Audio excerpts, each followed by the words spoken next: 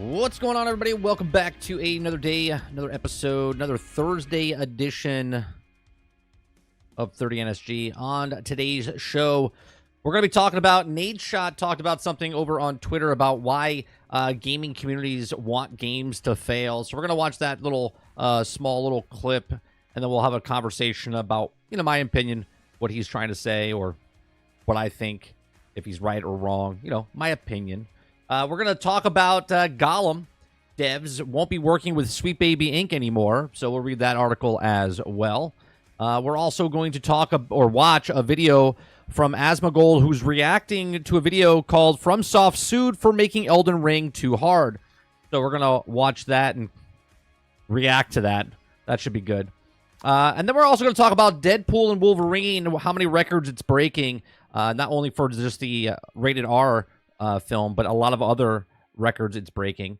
So we'll talk about that. And then we have a couple of other stories if we get to new Lord of the Rings games being prototyped right now. And then also a couple delays. And the first thing I want to talk about is what's happening next week.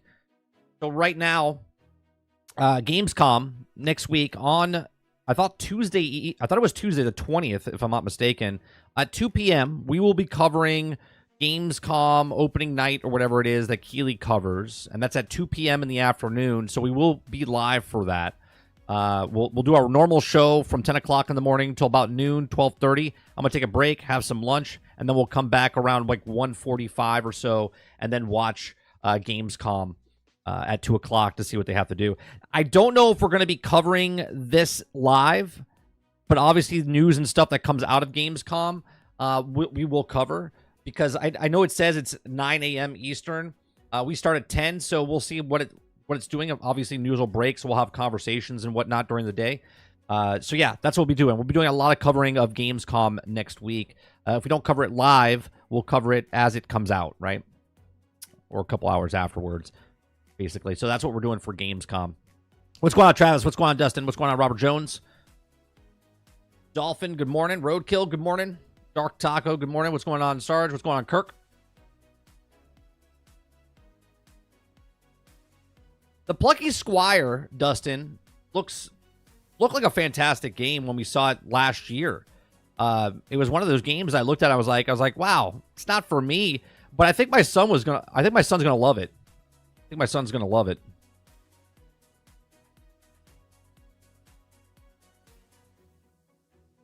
Dolphin says Xbox doing a stream Wednesday through Friday at 9 a.m. Yeah, I don't know if we're gonna, like I said, I don't know if we're gonna cover it live as it's happening, because who knows? We'll play it by ear. We'll play it by ear. Robert Jones says Gollum should have hired SBI to help finish the game. Well, they did hire him, but they didn't help them. They hindered them. But I'll be honest, out of all the games that SBI has been a part of that people hate, I don't think they ruined Gollum. I think Gollum ruined Gollum. Just my thoughts.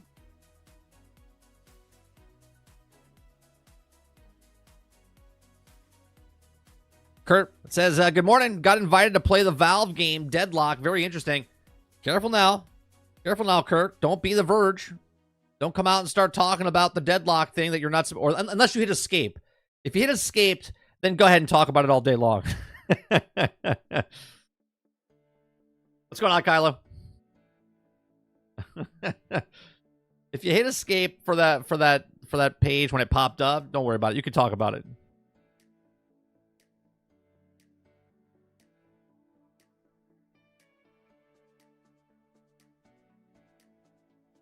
All right, let's I don't know if we want to talk about what I want to talk about first.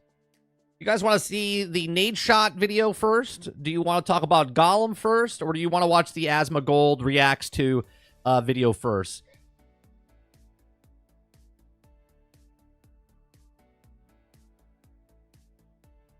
Is Tom Warren here? I don't know. Did you see it, though? Did he see it, though? Did he watch it? Did he see the notice on the screen? These are all questions we need to know and find out.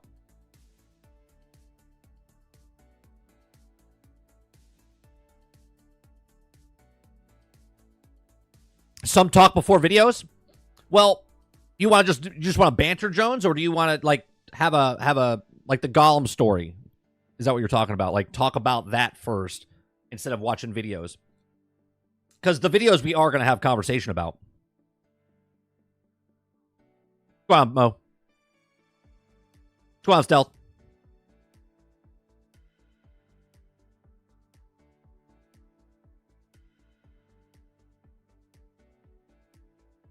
We have other stories that I'd like to get to. Actually, you know what? Let's do a back-to-back Lord of the Rings, right? Let's do back-to-back Lord of the Rings. I was going to save this other story. Don't know what it is, but we'll bring this up first, right? We have 2 Lord of the Rings stories going on here. I didn't see any trailers, Roadkill.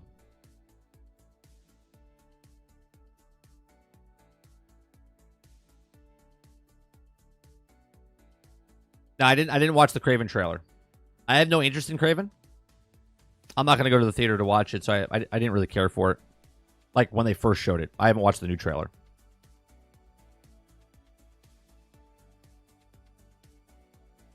All right, so let's start with this one. If you guys like what I do here, we do this Monday through Thursday from 10 o'clock in the morning till about noon Eastern.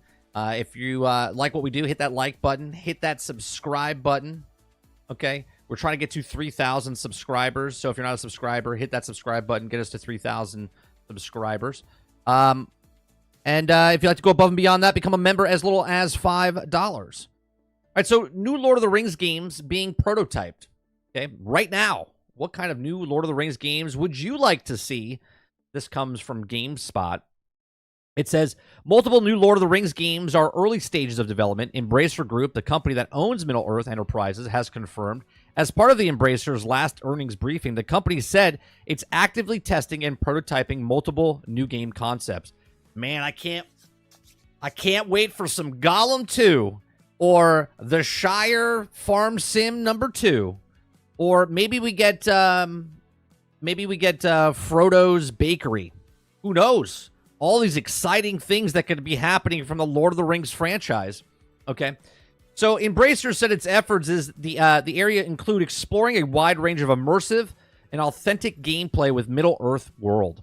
Okay, the publisher went on to say that it will take an honest and tactical approach of making these games with the aim of creating authentic storytelling. Ooh, I'm so excited. So excited. It says, quote, we believe that engaging deeply and early in with the community is essential for creating experiences that truly resonate, Embracer said.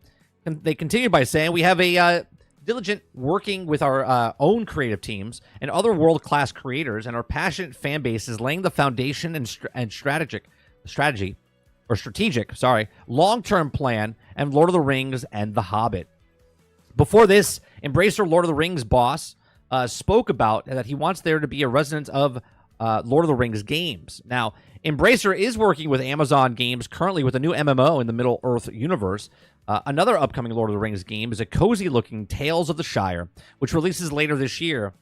Okay, as they say in the interview mentioned above, these are multiple and other new Lord of the Rings games in the works, and they have yet to be announced. There have been many iconic Lord of the Rings games over the years, in particular some of the early movie tie-ins, and were also received, or well-received. And while more recent Shadows of Mordor and Shadows of War are enjoyable as well. On the less serious side, there's also a Lego's Lord of the Rings and a Lego Hobbit title that's also fondly remembered. Now, check in the gallery below. You'll see some more Lord of the Rings best games ever. So, one not to fondly remember was Lord of the Rings games, Lord of the Rings Gollum, which came out in 2023. Very low review scores following the game's release development. Well, they were delayed. There were so many bad things that happened with that.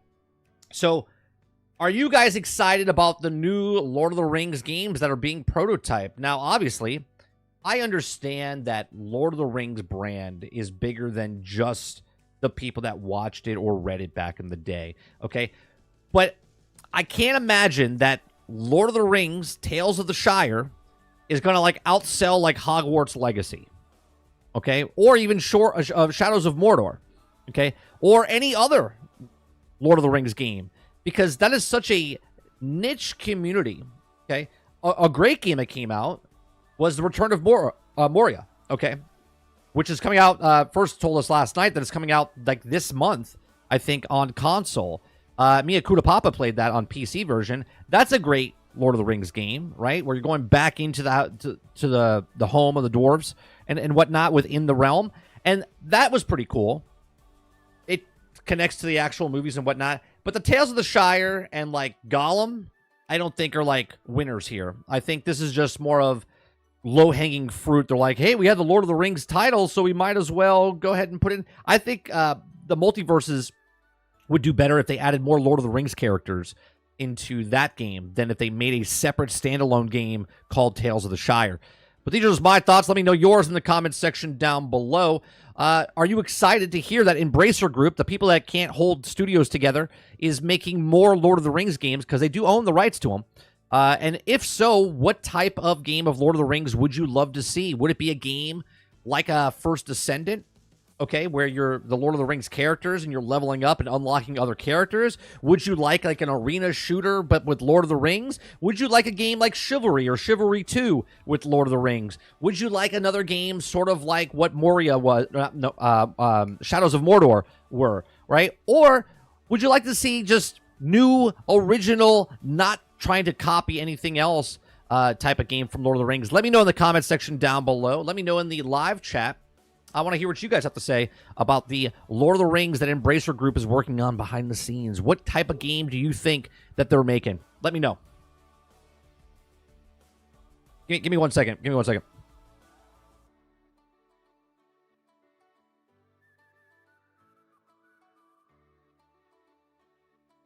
My dog's barking. I thought someone is walking down the street, but...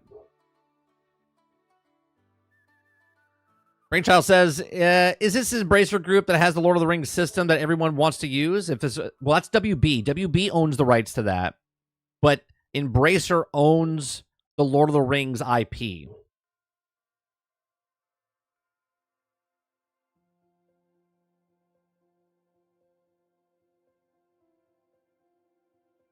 People do like cozy games, though? Sure, and I understand that. I like cozy games, right? I played Animal Crossing. I play those games. I just look at it when you look at like and again I understand it could be a little hypocritical but what I'm about to say is, right, like I talked about like Overwatch and like Marvel Rivals, right? Overwatch was like generic characters, but then you take Overwatch and put Marvels on it and now it's more popular, right?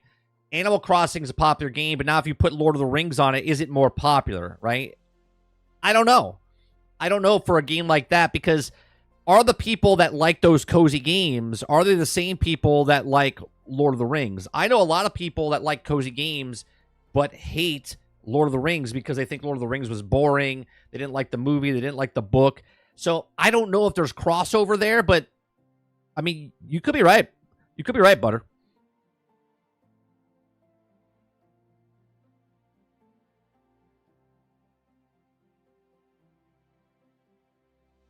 Eclipse says, I don't know. Animal Crossing sold pretty good on Switch. Yes, because of Nintendo. Now, I get it. The Lord of the Rings game, I believe, is coming to the Switch. I don't know. I'd be very shocked if it sold as well as Animal Crossing. I would be very shocked. I get it. Lord of the Rings is a huge franchise, but I just don't see Tales of the Shire coming out and being like, dude, you got to play this. But I will give it a shot.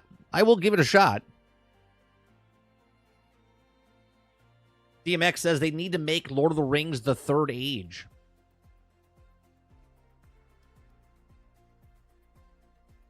Right, Water? Right? When you think Lord of the Rings, you don't think cozy.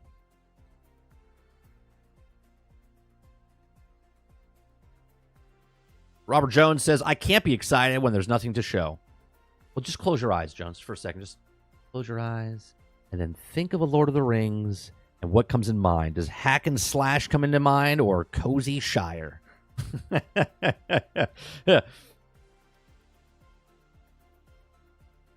Complete games would be awesome. Sarge says, must not play Borderlands. Sarge, you can play Borderlands. You just can't use that character. Right? That's it.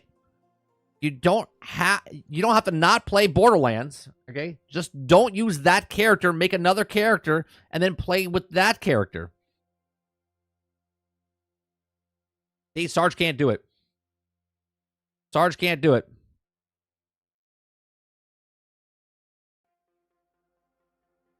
Dark Taco says whatever they're making, it ain't coming out anytime soon. I don't know. They pushed out Gollum pretty fucking quick.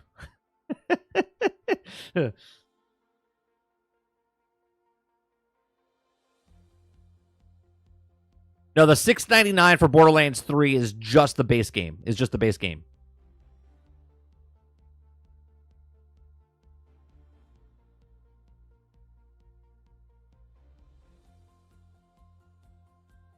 Jones says they have the perfect context for that cozy game. No, the Tales of the Shire. Look, when we saw it, you know what? I'm gonna bring it up. Let's look at the Tales of the Shire. Let's look at Tales of the Shire.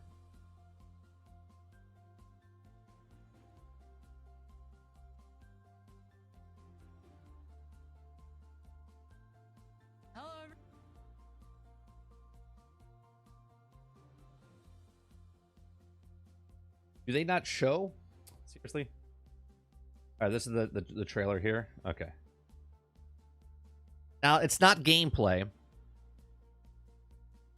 But this is it, right? This and again, I'm not hating on it. It's just that when I think of Lord of the Rings, I don't think of games like this, right? I don't think of games of like Gollum, right?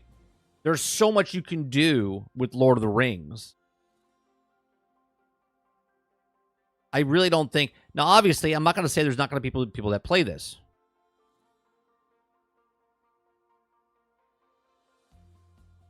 But are people going to leave? Are people going to leave the cozy game they're playing now to go play this cozy game? And I think Lord of the Rings fans will. But how many are those that like cozy games, that like to play Lord of the Rings?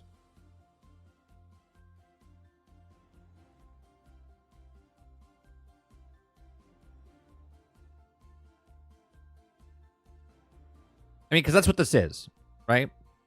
This is Animal Crossing. Or what's that other game? First said it yesterday. I forget what he said.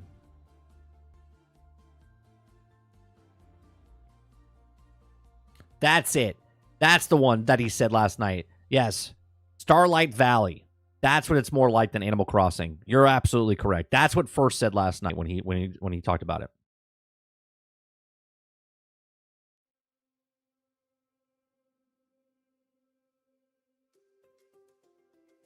See, I don't know, man. Now visually it looks good. I like the art style and stuff that they have going on with it. But I don't know if that's the game Lord of the Rings fans are looking for.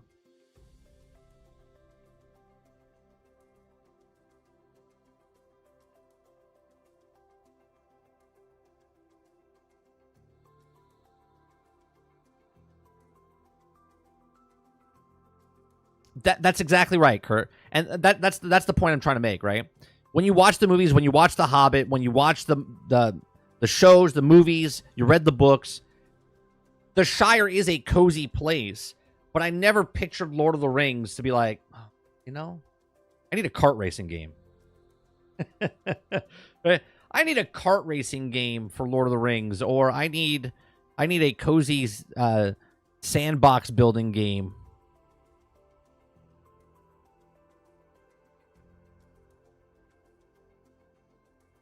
It just seems very strange. It just seems very strange.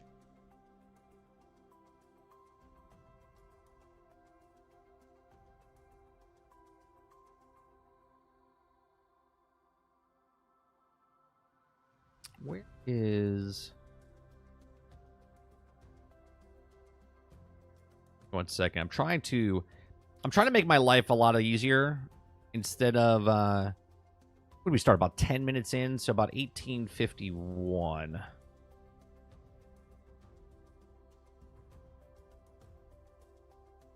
I'm trying to make the time code thing go as I stream. That way, I mark the time slots and stuff like that, so it's a lot easier.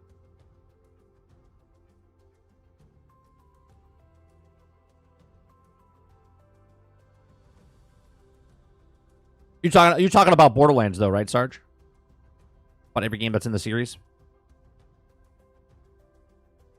Or are you talking about Lord of the Rings?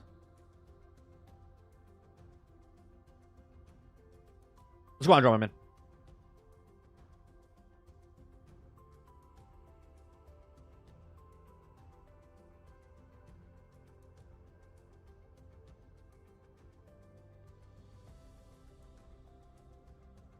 All right, let's go to the next story with Gollum. The next story with Gollum. That's going to be...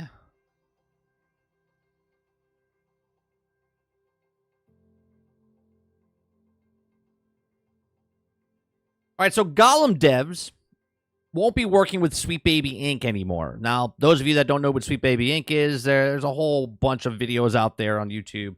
It's an organization that comes in and diversifies with DEI and tells people like, oh, you put this in, but maybe you should make it a girl, or maybe you should make it more feminine, or maybe you should change this character's race, right? They tell you different things, and if they don't listen, you got to pressure them. That's what they said. Okay, their words, not mine. So Gollum devs won't be working with Sweet Baby Inc. anymore. And studios are moving away from Sweet Baby Inc. after recent controversies. Okay? If you like what we do here, we cover news stories, have conversations with live chat. Live chat is 1,000% part of chat. So if you like this, hit that like button, hit that subscribe button. If you'd like to go above and beyond that, become a member as little as $5. Try to get you through a couple hours of your day in the morning here, afternoon or evening, wherever you are in the world.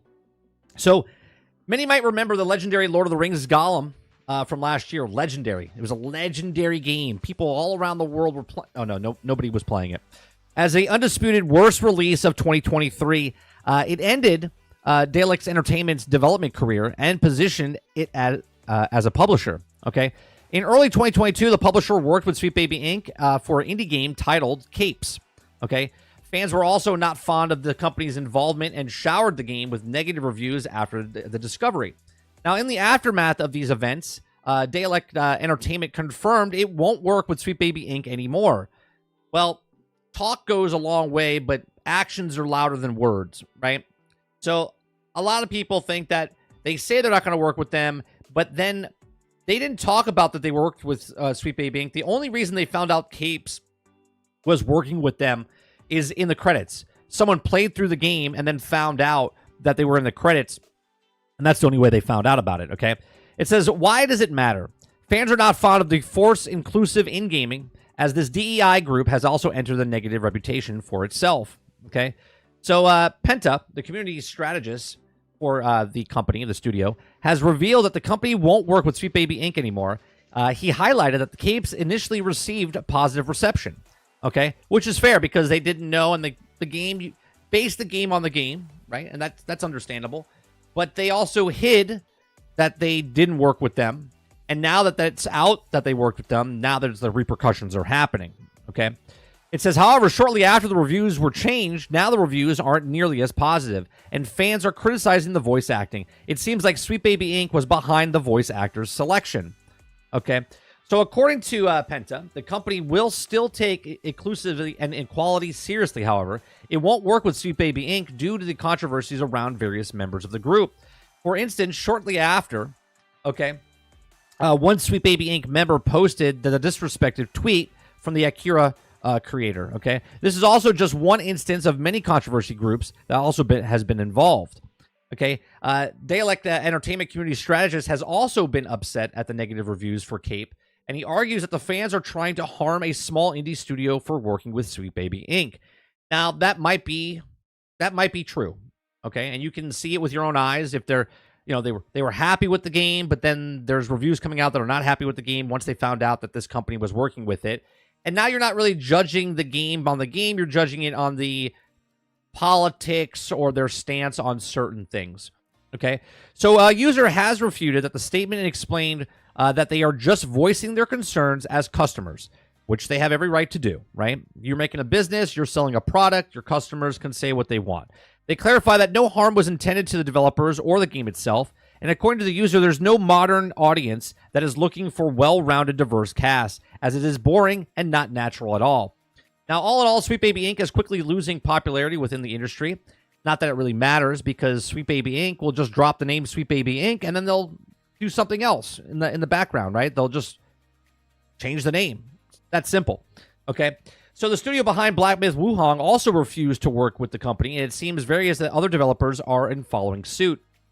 So, it sucks because Capes seem like actually a pretty good game, right? And just like Marvel's Avengers or any kind of like XCOM game, it is a game, but it's a superhero game, a generic superhero game. I'm playing Marvel's Midnight Suns right now. Now, Midnight Suns, I don't think is woke or anything like that inside the game. I just didn't really think the card system was very good when it first came out, and that was the bad thing that people were talking about before the game came out and when the game came out. Now that I'm playing it, it's actually a really good game. Okay. With Capes, people actually liked the game. They were giving it positive reviews. They liked the strategy. They liked the originality of it. But then they found out that Sweet Baby Inc. was involved, and then they started changing their tune. So, is it fair? No, it's not fair. Life's not fair. And things are that if you were peer pressured, which we know Sweet Baby Inc. does, by the way, because we saw the conference where they said, if your people do not hear you, then you must, show them, okay, what will happen if they don't work with you, right? You got to show them what will happen if they don't work with you, more of like a threat than anything. So now these companies actually went on and worked with them, and now they're seeing the repercussions that actually happen. So what do you do as a studio, as a company, as a business? Do you go along with these strategists that tell you that you should do this, and this is how you get more respect, and this is how you get more well-rounded? Or do you listen to the consumers, the customers, the people that actually pay your bills to keep your lights on when you make a product, sell a product? This is up for each of the businesses to decide. I would personally go for the customers instead of what the other suits and other people are telling you what to do. Well, you got to put this person in. 67% of people think if you put a black lead character in it, then you're going to get more sales. Or 28% of if you make this a woman or more feminine character, then this is what will happen. If you listen to those people instead of what your product is and what you're trying to make, well, then make a product, sell a product. Make a game, sell a game. Don't go into the sheep because maybe you needed the money. Maybe they got a break because they worked with Sweet Baby Inc. Who knows? These are all questions that you would have to ask the developers themselves. But going in the future, it looks like Sweet Baby Inc. and maybe other companies like them will not be working in the industry with much more of these companies. But at the same time, just like I said earlier, they could just change their name and make it strategically sound like something different, but yet do the exact same thing. Only time will tell. Let me know what you guys think in the comment section down below in the live stream. What do you think about Sweet Baby Inc.? Why are companies trying to, or studios, hiding that they work at this company and not saying anything because they know that it will hurt their game sales? And yet, when they put it in the credits, because they have to, okay, they put it in the credits, or maybe they don't. Maybe they don't. Maybe all these companies don't put Sweet Baby Inc. in the credits anymore, and they get away with it, and then you don't know. And you'd be like, well, no, they just deny. But obviously, if it's in the credits, you're going to find out. The truth will come out sometime down the road, so you might as well be upfront about it or not do what everyone's telling you to do. These are just my thoughts. Let me know yours in the comment section down below. Please make sure you share, like, subscribe, and if you like what I do here, please check out some of our other videos. Thanks for watching.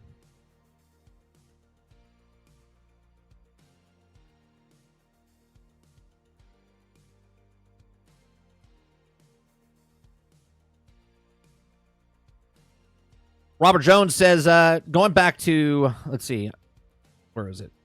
Robert Jones says, I would much prefer independent cozy game than them trying to fight in an action game. So you're saying you would rather have the Lord of the Rings, game that they're giving you, the Shire, than to force in a live action game with like combat? They would rather do an independent cozy game? Or are you saying like, no, just make an independent cozy game, not a Lord of the Rings independent game?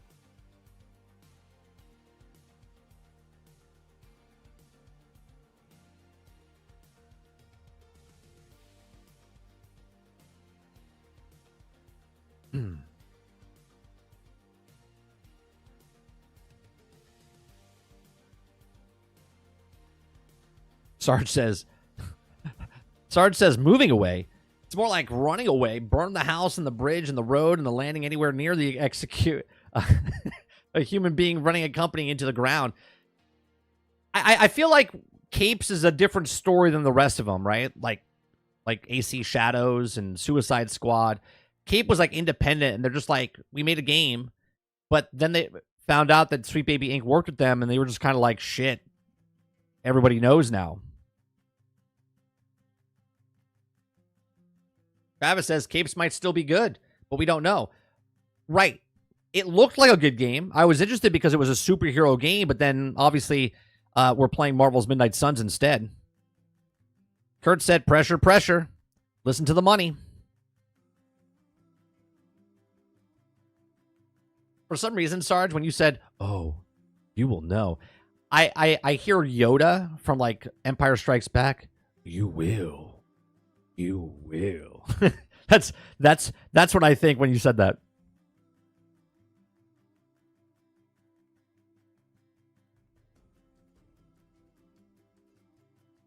Robert Jones says if they have to credit, if they want to keep their ESG score high and continue investments. Very true. You're saying Lord of the Rings cozy and Lord of the Rings action. Don't try to mix them. Right. Yeah, I'm not asking for the Shire to put action into the cozy game. I'm just saying I don't know if Lord of the Rings is a cozy game. But I'll be happy to be proven wrong. Here's the thing. I do not want to read an article later down the road that Tales of the Shire bombed because of sexist, racist men that don't like cozy games. That's all I'm saying. Okay?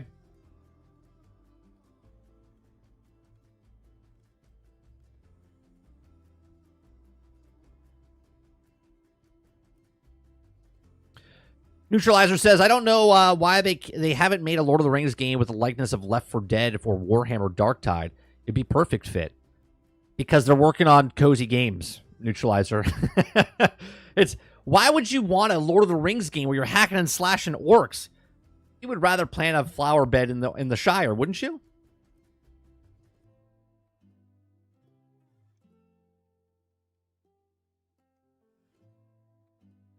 Would be surprised if Sweet Baby Inc. worked on Midnight Suns. I don't think they did. I think it would have came out by now if it did.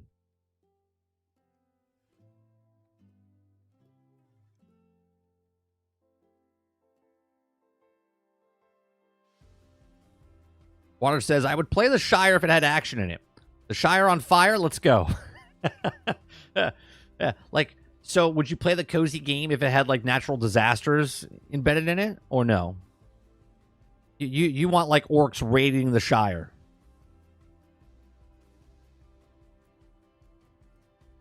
Sarge says, so let me get this straight. They want to hide the fact of who contributes to the game because you are mad that certain people won't buy your product. Should we do that for other companies as well? Right. You got to hide things, right?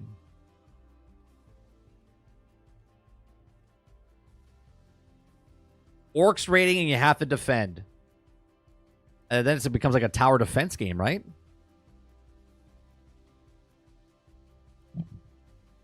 Sarge says, how about the food companies or pharmaceutical companies? Every person should know exactly who put what into my food or my drugs or my games. Yeah, no, I agree with you. Right?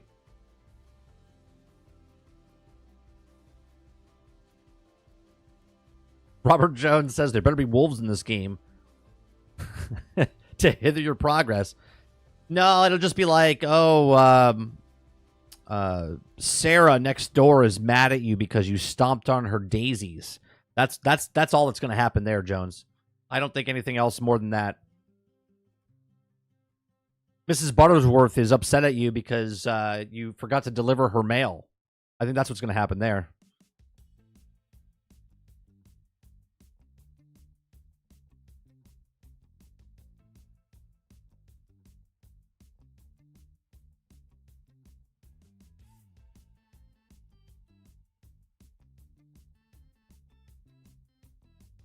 Can you pet the wolves? Yeah, probably. You probably get some XP points for that. And here's the thing, right? One of the stories that we have, Nadeshot talks about how gaming communities want games to fail. Just off the title, off of his thoughts off of Twitter, I think that's fundamentally wrong. And I'm only speaking for myself. Okay, and I know there's a lot more people like me than there are people that want games to fail. Okay, I think people want games to fail because of the scenario of what the gaming industry has done, but they don't want games to fail. Like, I don't want games to fail. Okay, I want games to be good. But the problem is the companies, they don't want to give me a good game on day one. They want to give me a good game on day 600, 720 something 2 years later. Okay. And that, okay, is a problem. You like how I did that, Jones? You like how I did that? Okay. So we're gonna watch Nadeshot have a conversation. He brings it up on stream. Now Nadeshot's a huge streamer, influencer, professional gamer. I don't really watch a lot of his stuff, but he brings this up, and obviously it's making its rounds on the internet, so we're going to give our opinions on that. If you like this, I do this Monday through Thursday from 10 o'clock in the morning till noon Eastern. And the reason I keep saying this for those of you that are live here is that these also videos go after the fact, and people might watch just bits and pieces of it. So I make sure I do this before each of the stories. So we do this Monday through Thursday from 10 o'clock in the morning till noon Eastern. If you like it, hit that like button, hit that subscribe button. And if you'd like to go above and beyond that, become a member as little as $5. All right, so let's get this. Okay. So Nadeshot, let me see, make sure the volume's up. Make sure you guys can hear him. There's something weird that has happened in the gaming community. I'm serious too when I say this. For some reason, everybody in the gaming community wants games to fail. I feel like this is fundamentally wrong. No shade to Nadeshot. Okay, don't know him, but I think this is a hot take. Again, like I just said, I don't think. Let's take a little quick poll here with all of you that are in here, all the 29 of you that are here. Okay, do you want games to fail? Do you guys hate gaming? I would say no, because you're watching a gaming channel. You go to gaming channels, you watch gaming videos, you play games. I don't think any of you want a game to fail, because if you don't like a certain game, you just don't play that game. If that game fails because you don't buy it, that's a different story. But I don't think you or I or anybody else wants a game to fail. Okay? Jones says, I mean, I do want sports games and COD to fail, so sometimes better to rise. But do you want them to fail because you think something else is better going to come along, or do you just want competition to come into those markets to make those games better? Sarge says, we want the cancer in games to fail, not the games. Right? We want the cancer in the games to fail, not the games. Waterbear says, I want bad games and bad companies to fail. Right. Right? I want the companies that are out here not making games, selling games. I want the companies that are trying to manipulate, sell me a minimal viable product, and I don't want them to fail. I'm just not going to partake in it. Now, if us not partaking in those games happens for those games to fail, I mean, that's just business, isn't it? Right? It's just business then. Robert Jones says, I want shifty practices gone. Right. And I think that's the thing. So when he says communities want games to fail, I think this is what he's talking about. I want the shifty practices to stop. It's very bizarre. Like, the whole thing with X Defiant is still, like, stumps me to this day. What's the thing with X Defiant? What's happening with X Defiant? Can you guys fill me in on that? Right? And again, how old is Nadeshot? In his 20s? Is he in his 20s? I'm assuming he's like a young guy in his 20s. He's a millionaire, right? I think he comes from a different landscape of gaming than myself or many of you that are older, from what we had to what it is today. Okay? Complain about not having enough games to play, but when new games come out, even before they had played it, they're like, that game sucks, I'm not going to play it. I think that's more of a problem for newer people in gaming. The attention spans are smaller, saying there's nothing to play. We've had this conversation. The stats show it. People are playing 6-year-old games. The average person's playing 6-year-old games, but people are playing games that are 10, 12, 16. Look, we played Borderlands 2 last night on stream, okay? We played Borderlands 2, came out in 2012. That's a 12-year-old game. Okay, that's a 12-year-old game we're playing right now and enjoying and having a grand old time with it. Okay, so to say that people are don't want to play these games and there's nothing to play. We want complete games. We're tired. We're so tired. Okay. No, 30. He's the head of 100 Thieves. Oh, okay. But he's still young, right? Nade's around 32. All right, well, he's still young. Okay. He's been in the industry though since he was like 16, right? 20 years old, something like that. So, like, I don't feel like the attention span of us, we want games. There's so many games. Who said it earlier? Kirk? Kirk said his backlog is so long and so big that I don't believe that Kirk has to play a new game if he didn't want to. You could go back and play older games and be happy about it, right? And just be fine about it, right? I'm playing Dark Empire, 16 years old. I'm playing Borderlands 2, 12 years old. I'm playing games that are just literally decades old, and I don't need to play a new game, right? I was talking last night to Sarge before the stream last night. I said, I don't know if I'm going to get Space Marines 2. I don't know if I'm going to get Space Marines 2.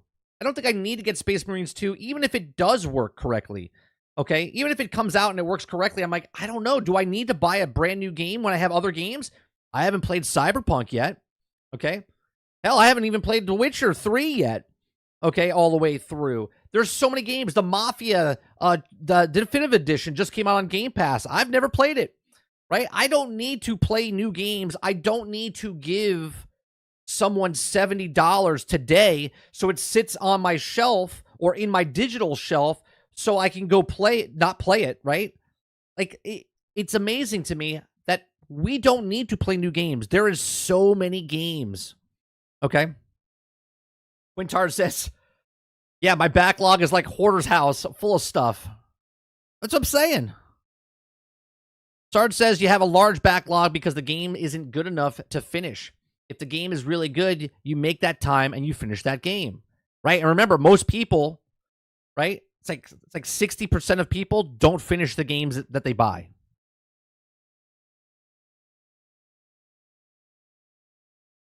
All right, so let's listen to more. Listen, man, if we keep tearing down these studios trying to make good games, like, yeah, not every single one is going to be fun and not every single one is going to be a hit. Sure. But if we're sitting here, like, preying on its downfall before the game even comes out, what do you think's going to happen? Nobody's going to be investing in gaming and making new games. But that's it. Not everyone has to invest in gaming. Gaming before was very small. And as people played video games, they got more invested in video games. Making video games is just as a high risk factor as making movies or signing a band and making music. Okay. It's not about, well, if we don't buy the games, these companies, yeah, that's business. That's business. If I'll break it down to YouTube. Okay. I'm a small content creator, right? If no one watches my content, I'm still going to make my content, but it's not going to be very fundamentally financial, right? But I can still make my content, right? Studios don't have that ability because they're like, we're not making money, so we got to let people go. Okay. So what do? Like, make a game, sell a game. Make a product, sell a product. Make content, sell the content. That's what you have to do. I'm not gonna lose any sleep. I'm not gonna lose any sleep if, because Tales of the Shire comes out and I'm like, that's Lord of the Rings. I love Lord of the Rings, but I don't love Tales of the Shire because that's a cozy farming game. And now if I don't buy it and they go under because no one bought it because no one was interested in the cozy game, is that my problem? Not my problem. That's the market going, hey, you know what? There's a lot of cozy games out there. We should make Tales of the Shire from the Lord of the Rings and see if it sells. And then it doesn't sell. And then that's their problem, right? That's their problem. And you're not going to have shit to fucking play. That's wrong. You're going to have plenty to play. Okay, you're going to have plenty to play because there's plenty of games to play. There's so many games. There is more games that come out in 1 year today in 2024 than I got in 10 years when I was a kid. Right? There's more games coming out every day in the entire year than there was in my entire 10 years when I was a kid, the games that came out. It's be sitting here playing MW2 remastered edition. You're going to be sitting here trying to play fucking the same old games for the 1,000th time because these billionaires and fucking multi-million billion-dollar publishers, they're not gonna greenlight any new games, any new. Good. Don't flood the market with shitty, broken, buggy, unfinished, unthought, minimal viable product games. I would be happy if they stopped putting games out like that. New concepts, any new IP. I mean, I try to put myself in the shoes of myself when I was like 16 years old, but I can't. I was excited for new games when they came out. The problem is, well, you were excited when you were 16 because you're a kid. You're excited at 16. Again, I don't want to make individual, like, pretend I know him. I'm just talking about in general when you're 16 years old, okay? You're 16. You don't have a fucking worry in your life. Most people, obviously. There's some people out there that have been given a shit hand in life, okay? And they're worried about stuff. But if you're 16 years old and you're playing video games, you're not worried about taxes and housing and work and where we're getting the money from and doing all this stuff. You're literally just playing fucking video games, right? You're not thinking of anything. Right? You got a controller in one hand and your other controller in the other, okay? You don't think about anything. You're looking at hot girls or hot guys and you're like living the life. Not a worry in the fucking world, okay? Then when you're older, you start making your money. You start going, hey, I work a 9-to-5 job, have so much money to spend on food and house and kids and all this other stuff that you have to pay for. You start to look at the world a little differently. The world chisels you out, starts to shape you as an adult, okay? Some people are bitter, some people are super nice, some people are sweet, okay? But when you're 16, you have no worries whatsoever. So of course you like the games. Of course you like the games. Now we have too many options. We've seen too many different games. We've seen too many different ways to interact with games. Like back in the day, bro, when in 2007, when Halo 3, Gears of War 1, and Call of Duty Modern Warfare dropped the same fucking year, bro, we were lined up outside of GameStops, whether it was in a mall or attached to a fucking Hollywood video, sitting there waiting, camped out, drinking fucking Mountain Dew, waiting for these new games for the midnight release. Everybody was so... Is Nadeshot from Boston? I don't know him. Is he from Boston? He's got that wicked. You know what I mean? He's got that accent. Excited about it. Now when new games come out, we're fucking sitting around a goddamn fire witch artifact, like doing a satanic ritual for the game to fail miserably. I don't really get it.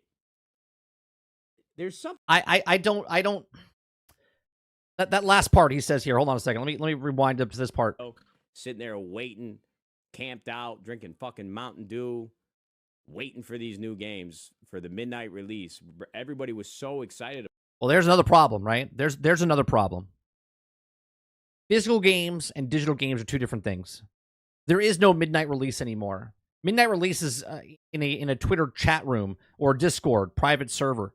Okay, you're all waiting for the game you download the game days before, weeks before. It's already on your system. There is not that waiting moment. There's that play instantaneous now when you get it. There is not that drive to get in the car, go to your GameStop or local Smart, talk to people, interact with actual human beings in person. Have that bonding moment of you're in line for this, I'm in line for this. You like this game, I like this game. There's none of that. It's all just digital now. It's all just there, right? So it removes you from that, right? It becomes desensitized to it, right? It's almost like back in the day, if I wanted my window opened up in my car, I had to roll that shit down, right? Hot in the car, you got to roll that shit down. Now you get in the car, you just push the button, you just tap it, and the window goes down by itself. You get ease to it. It's one less thing you have to worry about. One less strenuous thing you have to worry about on the basic level, okay? I don't have to leave my house. I don't have to get in the car. I don't have to drive. I don't have to get to a location. I don't have to find a parking spot. I just sit in line, and that was awesome. Drinking the Mountain Dews, having a barbecue, talking to people. Now you're like, What time is it? 9 o'clock. 3 hours to go. And then when it hits the midnight release, which is no longer midnight release, it's not even on Tuesday anymore. Now they move it to Friday. You pay $30 extra to get it early. Okay, and it's the same game that comes out 3 days earlier than it would be on Friday. And it's broke, buggy, unfinished. We'll fix it in a patch. We'll see you with the season pass. Here's $10, $15. Here's a microtransaction. Here's all the stuff. There's a lot of stuff going on instead of just what he's saying here where...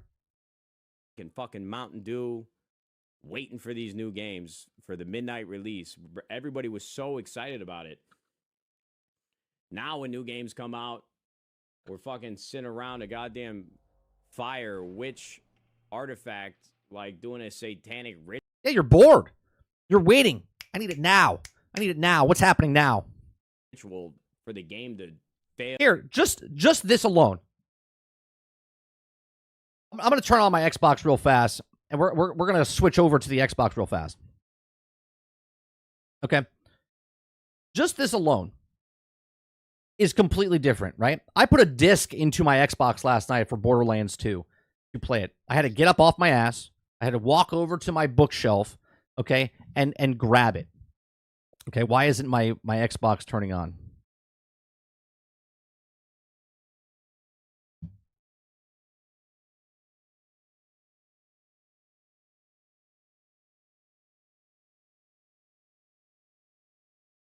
It doesn't want to work. There it goes. Right? It's as easy as picking a game, just doing this. Just pick a game and click it. There's no effort. We're conditioned to new game comes out, right? I go to a store, I go to my game library, and I could just pick a game. Right? I could just pick a game. There's no game that I can't play. I just click it and play it.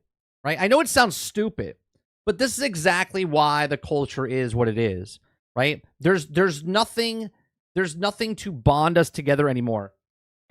I got to make a YouTube channel, 30 and Still Gaming, for people like-minded to come in and be like, yeah, I used to love games. I used to love talking about games. I used to love playing these games, and we do. We love, and you guys know when I love a game, I gush over the game. I play the game. We talk about the game. I'll keep playing that game. I don't care if people hate it. I'm like, I love this game. I'm going to keep playing the game, right? That's gone, man. That's gone. There is no more midnight releases.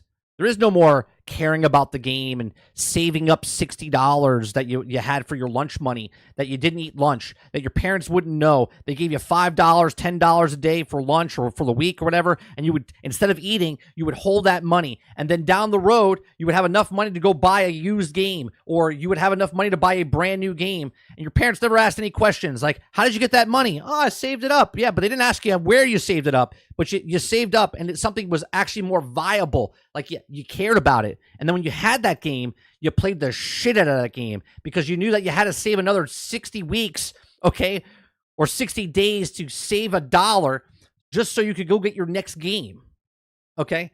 And that is the difference, right? That's the difference.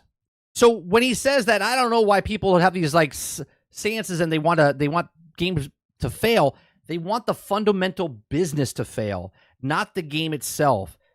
They don't say fuck you to Halo Infinite. They're saying fuck you to 343 and Microsoft for releasing a game that's incomplete. They're not saying fuck you, Cyberpunk. They're saying fuck you, CD Projekt Red, for releasing a game as broke, buggy, right? They're not saying fuck you, Battlefield 2042. They're saying fuck you, EA, for releasing a game that's broke, buggy, and fixed 18 months, 24 months later, okay? We're not saying fuck you, Madden. Well, maybe we say fuck you, Madden. We're saying fuck you, EA Sports, for not releasing a game and releasing the same shit over and over with the same problems. That is what fundamentally people are mad about in the gaming community.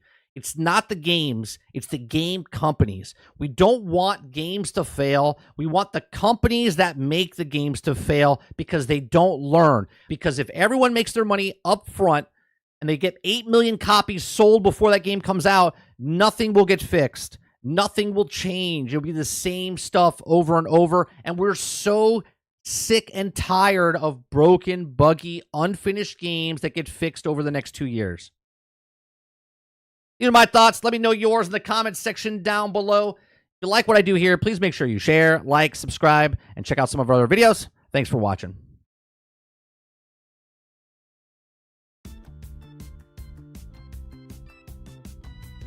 Right. Oh, no. It's, oh, no, fuck you, Madden. Yeah. Oh, no, fuck you, Madden.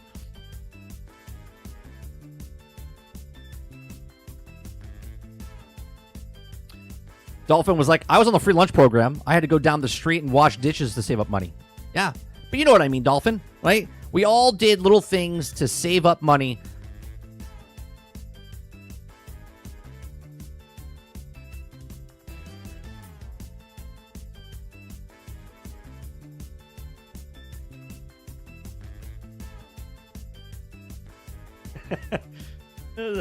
Argus says, yeah, I want Bungie, Marathon, and Destiny 2 to disappear for good. In a bad way. Ritual incoming. Oh,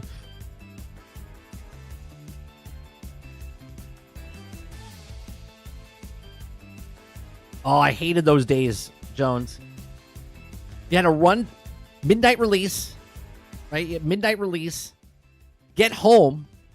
Unwrap the cellophane. Put it in the machine, and then you're like, oh. And then you had to wait. Just had to wait.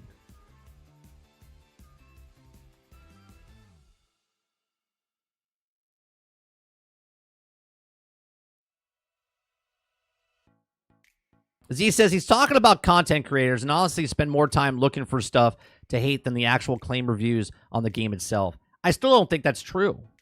I think content creators... I'll be honest. I put very little time into grabbing stories and whatnot, right?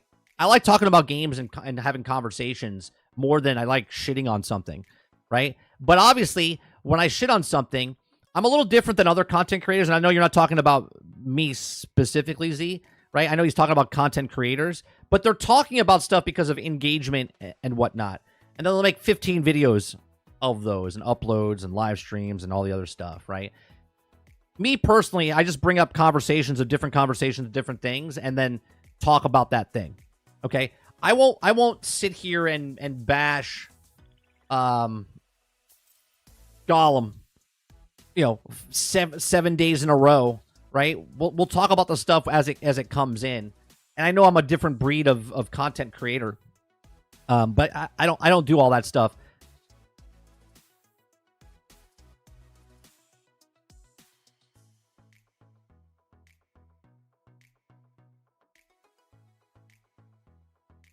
Quintar says, I remember pushing a yard mower around. Need your yard mowed? Make that money, right?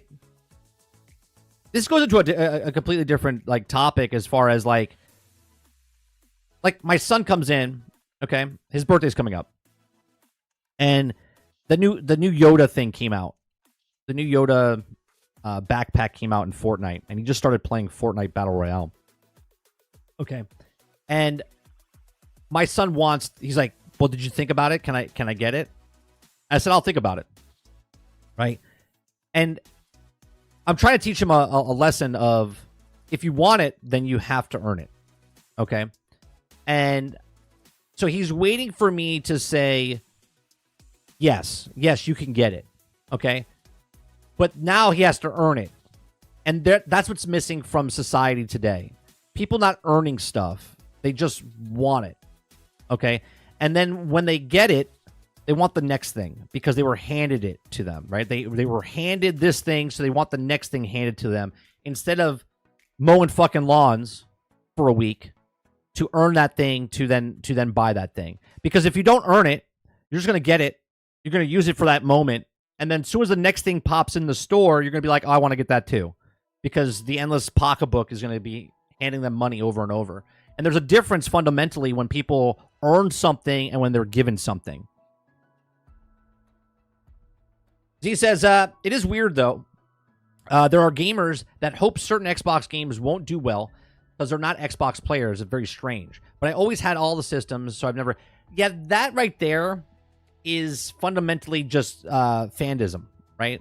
Those are fanatics of one brand or the other, okay, that they'll want Starfield to fail, but if it came to Sony, they would be fine, right? And vice versa. Xbox wants God of War to fail, but if it came to Xbox, they would be happy, right? Those people are not real. And what I mean with that they're not real is that they don't matter because that is not the majority. That is the small vocal minority talking that way that have fanaticism where they just shit talk to shit talk. They actually don't believe what they mean. They're saying it so they get the engagement on social media or in a comment section and whatnot, because they feel better about themselves if they say something and that like button goes up, or they do something and someone goes, that's funny, right? They get engagement. They don't actually mean what they say, because if they could get it for their system, they would 1000% get it for their system.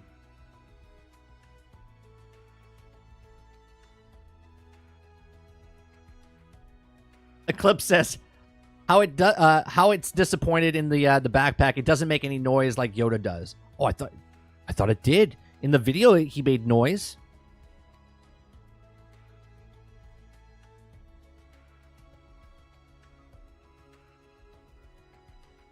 Robert Jones says, "Where are all these free handouts? I would like one."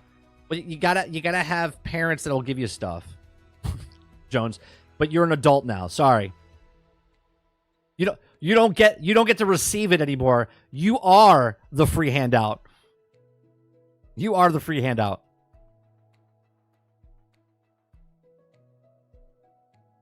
Argus says, "Yeah, I have more Mando characters in Fortnite shop now than the assassin robot with the Baby Yoda backpack and Moff Gideon."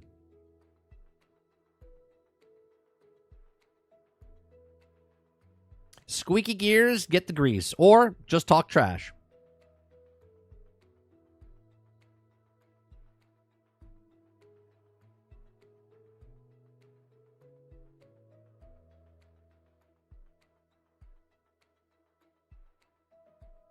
Let's see what some people are saying in the comments section here.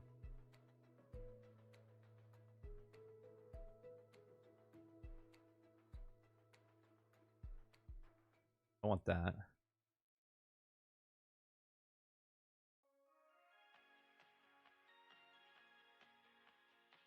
I don't want to post. I just want the...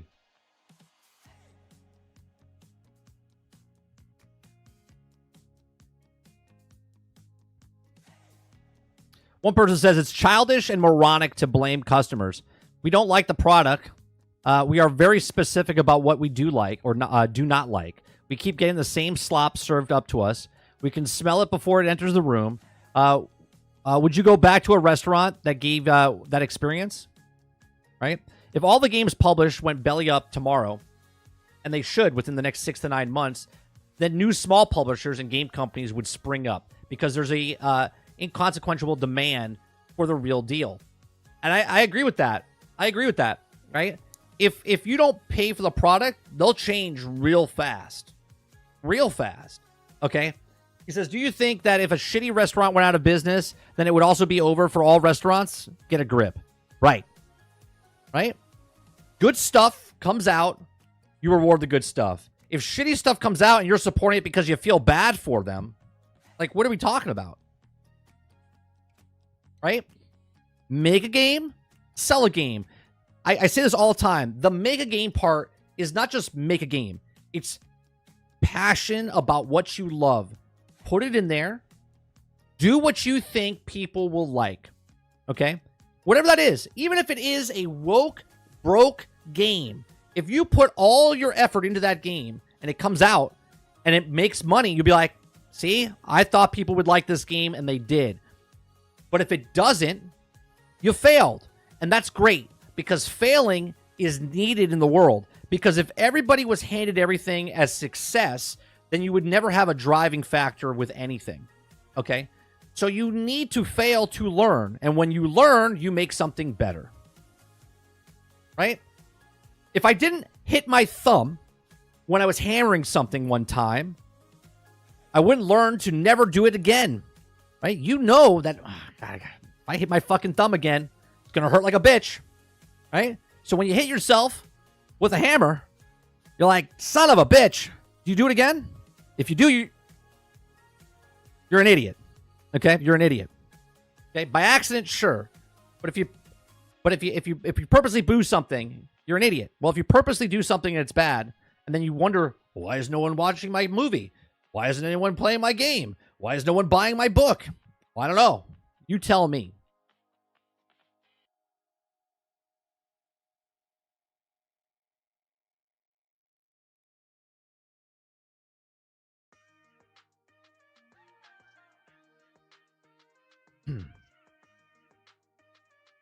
This one says, blaming gamers for not buying one half made garbage that they will fix later became far too comfortable position for gaming studios to sit in. The shills hyping garbage and gaming journalists acting like gamers are the problem. Yeah, no, gamers are tired. He says, yeah, no, gamers are tired, and they can go ahead. They can go ahead and make the games or make the garbage product and try to gaslight. They just don't want to sell the product. They had to things work. This is the brand thing that calls customers, and yeah, I know it's strange, isn't it? Yeah. Make the game, sell the game. Make your movie, sell your movie. Borderlands look like shit. Look like shit. And it is shit. Hence why it's bombing at the box office.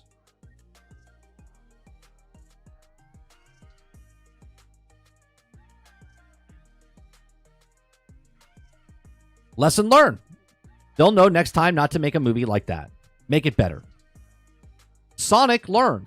Sonic put out the first thing of what Sonic looked like. Learned their lesson before they actually put out the product. Redid it. 9 months later, they came out with Sonic. Sold like gangbusters. Right? It's okay to make mistakes. We want you to make mistakes. This is why when sequels come out and they make these same fucking mistakes that they did the first game, this is why people get upset. But if you come out with a sequel and the bar's here and then you raise the bar, people are like, wow, this is a much better game. Right?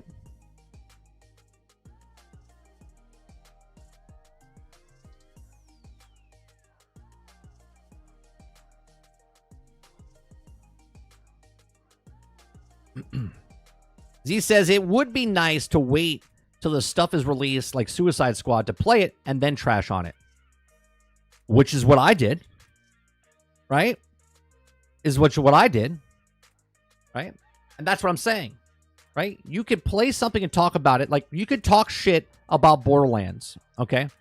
You can say what you saw, what you hear, what you see, and talk about it. But when you play a game and people start talking about something, and then when they start talking about it, you can tell they didn't play it or they didn't see it. So then you know they're just full of shit, right? And they're engaging for content instead of doing, personally, what I do is that I'll put in 50 hours, 60 hours. And then if I talk about that game, you know I'm not full of shit.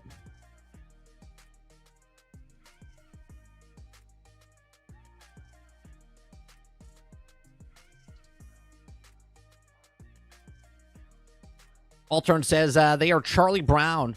They're Charlie Brown us with kicking the ball, removing it at the last second, baiting us into a bad game and expect us to do it again. Right. Sake of the show. Argus says there's not a single dev company out there I fear closing. If we shit all over the game, we should be doing it without fear, no matter what the outcome. Gaming will not be ruined, and it will continue on. Here's a great example. Look at EA, what they did with Battlefront 2. People shit all over that game. Did the company close? Did people lose their jobs? Did anything happen to any employee or anything like that? No. They changed microtransactions. They changed the loot boxes.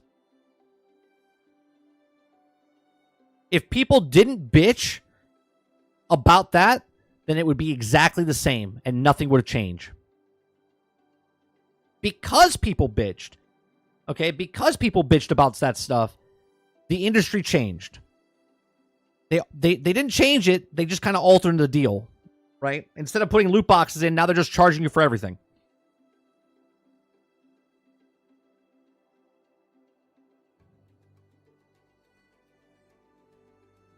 Jason says, and now because Sonic is now a profitable trilogy, well, it will be, right? With the third movie coming out, and had a successful Knuckles show.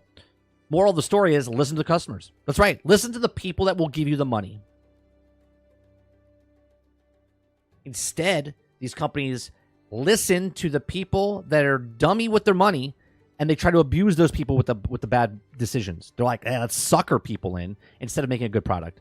Let's see how many suckers are out there to buy a product instead of making a good product and getting fans.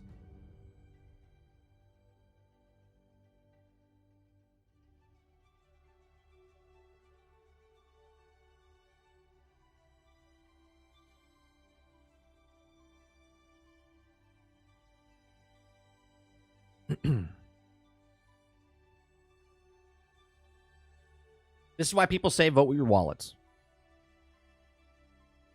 I could say a product is shitty.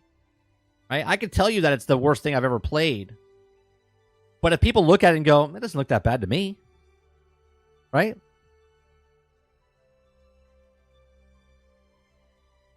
Right, Sarge. You don't have to try as hard when you sell to a sucker. Right? It's even minimal viable product of who they're trying to screw over. Least effort possible. They're like, hey, there's a sucker. I bet you I can sell that to him.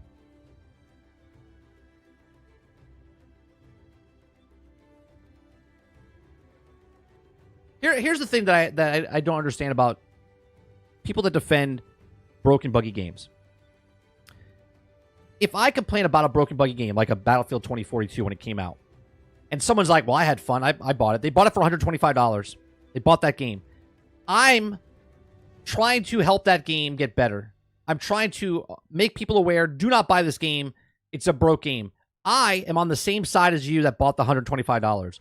You bought it because you're just not thinking about it. You're like, I bought it. I like Battlefield 2040 or Battlefield series. I want Battlefield 2042. I bought the game because I'm a fan of the game.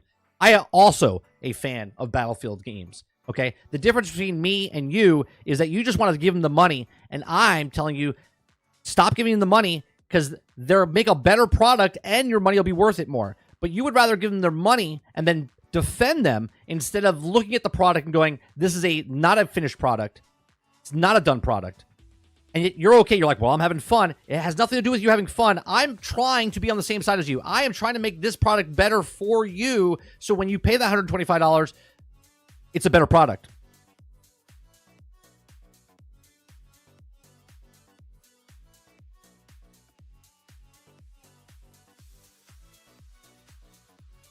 I think they actually paid more than that, Jones.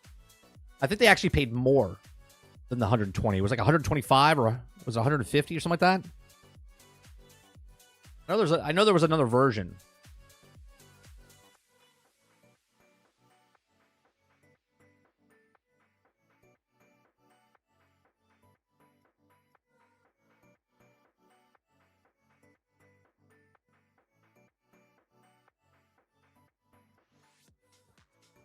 All right, the next video.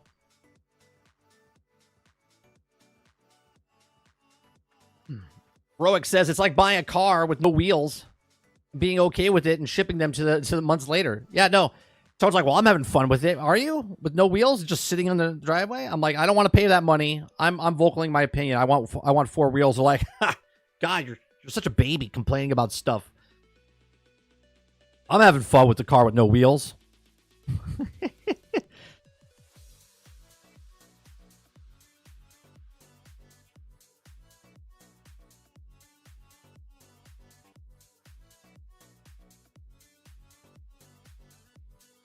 Kurt says, people keep telling me how bad Starfield is, but I just keep playing it. Maybe I have bad taste. I don't know.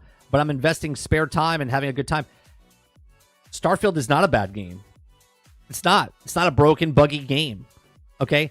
It's got Bethesda jankiness in it. It's the least most buggy game that Bethesda's ever created. Okay? People don't like it. And the drama behind Starfield, Kirk, is not that it was a bad game. It's that it was an exclusive game on Game Pass that wasn't on PlayStation. That is where the vocal minority, okay, is talking, okay, because it's not on one platform that's the biggest platform out there. That's why Starfield has that bad taste. Right? It's not because it's a bad game. It's because of console wars. Right? If you do not play the main story with Starfield, you could pick anyone as the main story, but the main story is the worst part of that game.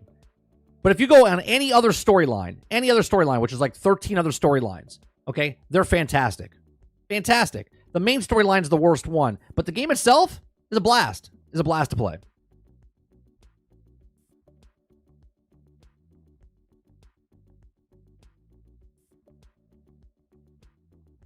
Sarge says it's disposable income, bro.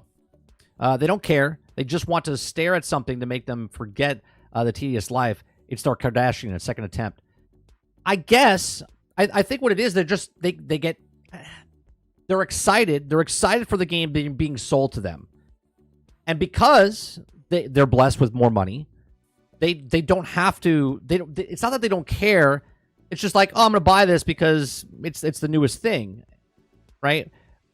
And by the time they go around to actually having time to play that game will be fixed 18 months down the line, because it'll take them that long to mostly play those games with those people, right?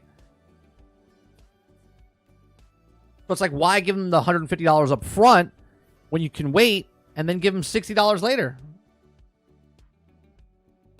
They'll be okay. They'll still make money.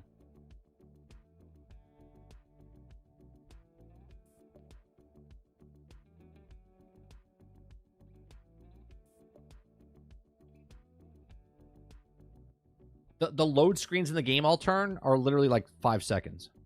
5 seconds. 8 the longest, I think? Or maybe I got that wrong. Maybe it's 8 seconds and 11 seconds the longest.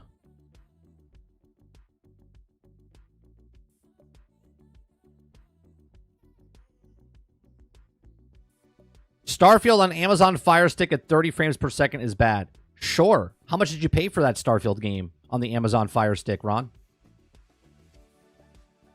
I'll wait. How much did you pay for that Starfield experience on the Amazon Fire Stick? And is that the only game you played?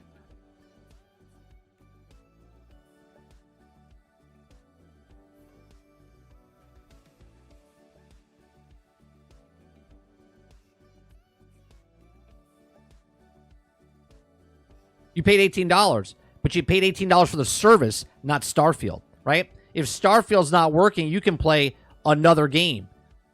One of 400 games for that $18.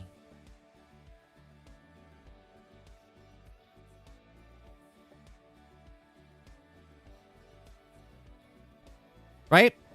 You can either pay $18 or you can go out and pay $500 for the console for the Xbox Series X, and then an additional $70 for Starfield, and then you wouldn't have that problem, would you?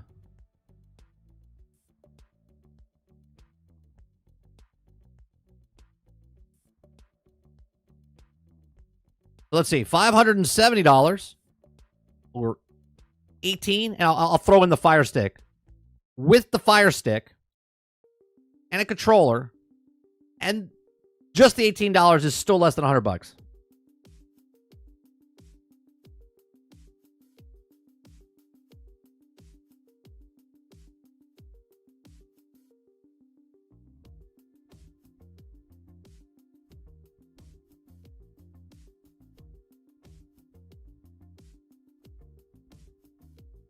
I mean, that's like me complaining that there's a system, there's a PC, there's a console. I could purchase those, but I'm playing Skyrim on my refrigerator and complaining about the frames per second on the fridge. Okay.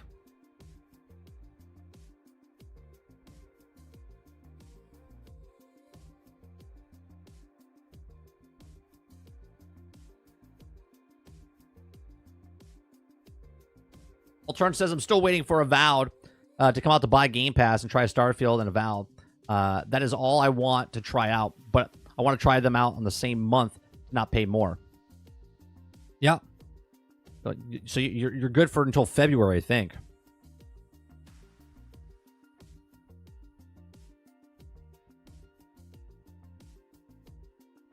Well, no, or I guess you don't have to pay 18. If you want the best experience, you just buy the game, right? That's where I was putting it. Yeah, of course, you could just buy the console and then the $18. But if you didn't want to buy that, you could just buy the game and the console.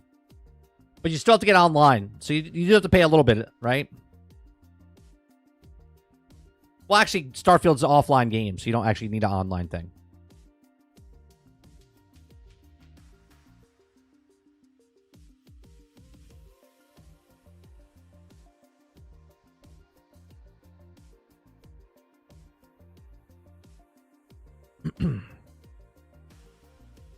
Pocket Skyrim on the Tiger handheld. All right, the next story I want to talk about is it's called FromSoft sued for making Elden Ring too hard. Okay, Waterbear gave me this video earlier. It's Asmongold's reacting to someone else's video, so we're gonna watch. We're gonna watch that We're gonna watch that. So let's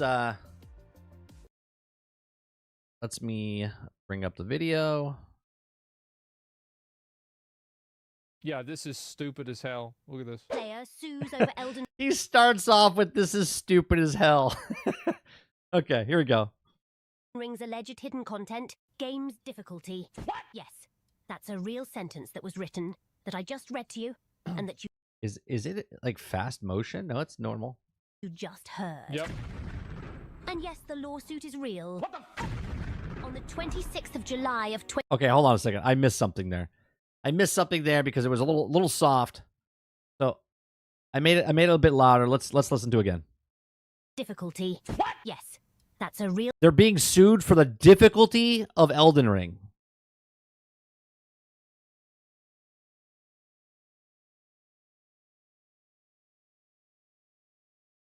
Is this real? This is real. sentence that was written that I just read to you, and that you just heard. Yep.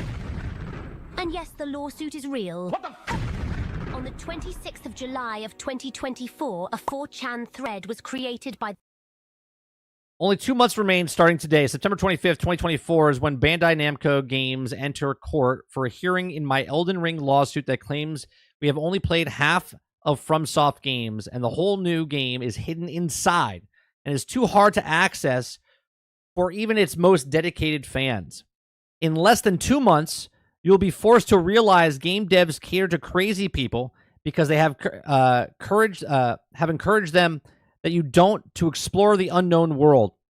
You'll be forced to realize hackers have been lying to you, telling you the content is cut when it's actually just undiscovered. Look up the docket number for updates on case. I'm sorry. Is this guy suing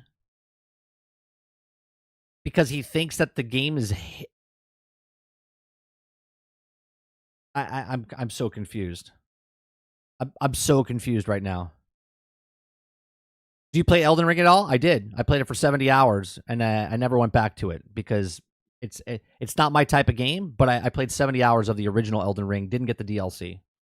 self-named user Nora Kizaragi, stating that in 2 months an Elden Ring lawsuit would occur, as he is suing FromSoftware over allegations of hidden content behind a barrier of impenetrable difficulty. His initial post in the thread reads as follows. It's not going anywhere? September No, it's not. 25th, 2024 is when Bandai Namco Games enters court for a hearing in my Elden Ring lawsuit that claims we have only played half of FromSoftware's game. Wow. And a whole new game is hidden inside, and that it's too hard to access for even its most dedicated fans. Only 50% of Go play Battletoads. Go play E.T. players have less than gotten 2 there. months, you will be Yeah. forced to realize game devs cater to crazy people because they have courage that you don't, to explore the unknown world. You will be forced to realize hackers have been lying to you, telling you content is cut when it's actually just undiscovered. So he thinks all the cut content is actually in the game, but nobody's been able to find it yet? That's impossible. That's impossible. Okay? So he thinks what Asmongold just said, not Asmongold, but he's saying what the guy's saying. He thinks that all the content is in the game, but no one's found it yet. Are we kidding? If you give gamers 10 minutes, they'll figure out anything. Data miners and all the stuff, they'll figure out what's in this game and what's not in the game. And obviously, it's not in the game. I mean, you have to admit, like, the imagination of a person like that, games must be so wide. Like, I mean, I kind of admire the imagination. Yeah, even Asmongold is speechless by this. He's like, this guy thinks, again, not Asmongold, the guy he's talking about, he thinks, like, don't get me wrong, I think about companies and how they try to screw you over for your money. This is next level. This is next level. No offense, my man, but I think the only crazy one here is you. We are all familiar with cut content, right? Yeah. It's not a strange practice for Yeah, cut content, and Destiny did this, right? There's cut content, and then there's content that they sell for DLC that is locked behind stuff. And there's a whole thing about how Destiny and Bungie were holding the game behind a paywall, basically a disc, right? And there was nothing actually on the disc. It was just that you had the disc was the key that gets you into the room type of thing. But people fell into that room. The layers of the actual room were there. Then the Dark Below that came out in 2014, right, was there. The whole area was there. It just didn't spawn in bad guys because that was the DLC. So that was considered cut content from the actual original game because the area was there, but they locked it off behind the disc. Now, if you want to sue for stuff like that, maybe you would have a case, but this is a little silly. Game companies to leave unused assets inside the game's files. Many data miners in the community have already showcased lots of these files, with channels like Zully the Witch, for example, being one of the biggest. It's simply content that, for whatever reason, did not make it into the final release. Sure. And this is just like, and again, I'll talk from the movie side, right? Because those of you that are new in my channel, I worked in the film industry for 20 years, okay? We film a bunch of stuff. Okay, and a lot of stuff hits the cutting room floor for whatever reason. If it doesn't work for the story, if they didn't like the shots that were taken, whatever the reason, maybe they missed a line, something goes off. So this is why they come out with director's cuts. This was another way for them to make money and whatnot. But the code of video games, people write code, they do certain things, they put certain things in the game, but for whatever reason, certain things gets cut from the game. Okay, gets cut from the game, but they don't delete it from the actual files. So you'll find stuff within the files of the video game that still exist, or data mine. You're like, oh, this was in there, but nothing else from there, right? Like you see it was in the game, but there's no other code in the game to show you that they've did anything else on top of it. Of the game. They had like whole boss fights for Bloodborne and like zones and everything that just never got shown. Right, cutting room floor. Meaning they did some stuff, but something was wrong with them. Like, you know what, it's not good enough to put in. So they just leave it there because it takes manpower and time to delete stuff and code without fucking up anything else. So they just leave it there. Remember the infamous Fear's undergarments, right? Part of the Deathbed set. Deathbed Smalls is currently unobtainable in the game. And in the past, having it in your inventory would outright ban you. A Reddit user even made a thread discussing his experience with the item. Someone dropped it for him, and sometime later, he got this message on the main menu. He got trolled. Soft banned. After contacting FromSoftware regarding this issue, the team acknowledged that the item was considered modified data, which caused his ban. The item did exist in the game's files, but it was supposed to be inaccessible on purpose with there's like, you know, for example. Well, this is just like the story we talked about yesterday, right? Where the journalist skipped the OK button, okay, and then talked about the game. This is the same thing. Like, this is a file in there. Someone got the actual thing, didn't want it because they would get in trouble, so they dropped it for somebody else. Someone picked it up, and then they realized that they had it in the inventory because they did some sort of scan and saw that he had it. Well, how did he get it? Well, he did something he knew he wasn't supposed to do. But again, it wasn't him. It was someone else that did it and then gave it to him. Example, like in WoW, there is a equipable, usable Frostmourne that is in the game. It's in the game files. It's just that you can't actually use it. In-game way of obtaining it. This is relevant to this case because it proves that cut content is not some super guarded secret. It's just that. Content that didn't make it into the final game for whatever reason, and that can like be the data Emerald mined by Dream people and like Vanilla or WoW. obtained via illicit methods. There's plenty of examples that you can give for cut content that was in the game at one point, but then it's not able to be used. And if it is used, you just don't see it or whatnot. And these are glitches and whatnot, you want to call it. This is very important to consider because Nora states this regarding hidden content. The insinuation is that game developers have succeeded in hiding the campaign from data miners since the NES. Wow. The parallel universe theory is 38 years old. The parallel universe theory. Interesting. They've kept it a secret for 38 years. That's crazy. Secret campaign in the room with us, right? No one's figured it out. Nobody. 38 years. Now, Nora, look, it would be... I think this is great. I want to hear what he says. I do. It's great that the internet has given these people the ability to broadcast their insanity to the entire it's like flat earthers and stuff. World. Because we would have never known that a person this stupid or insane ever existed. Yes, thank you, internet. Thank you, internet. But now that we have the internet, everybody can be fully aware of it. Understandable to add a couple of secrets Yeah, this here is and there for amazing. players to discover. This was a normal practice in old games from the PS1 Yeah, sure. and PS. Yeah, there was games out there that you could not finish, and the reason for this is because the game had a deadline, and certain games were not beatable back in the NES days.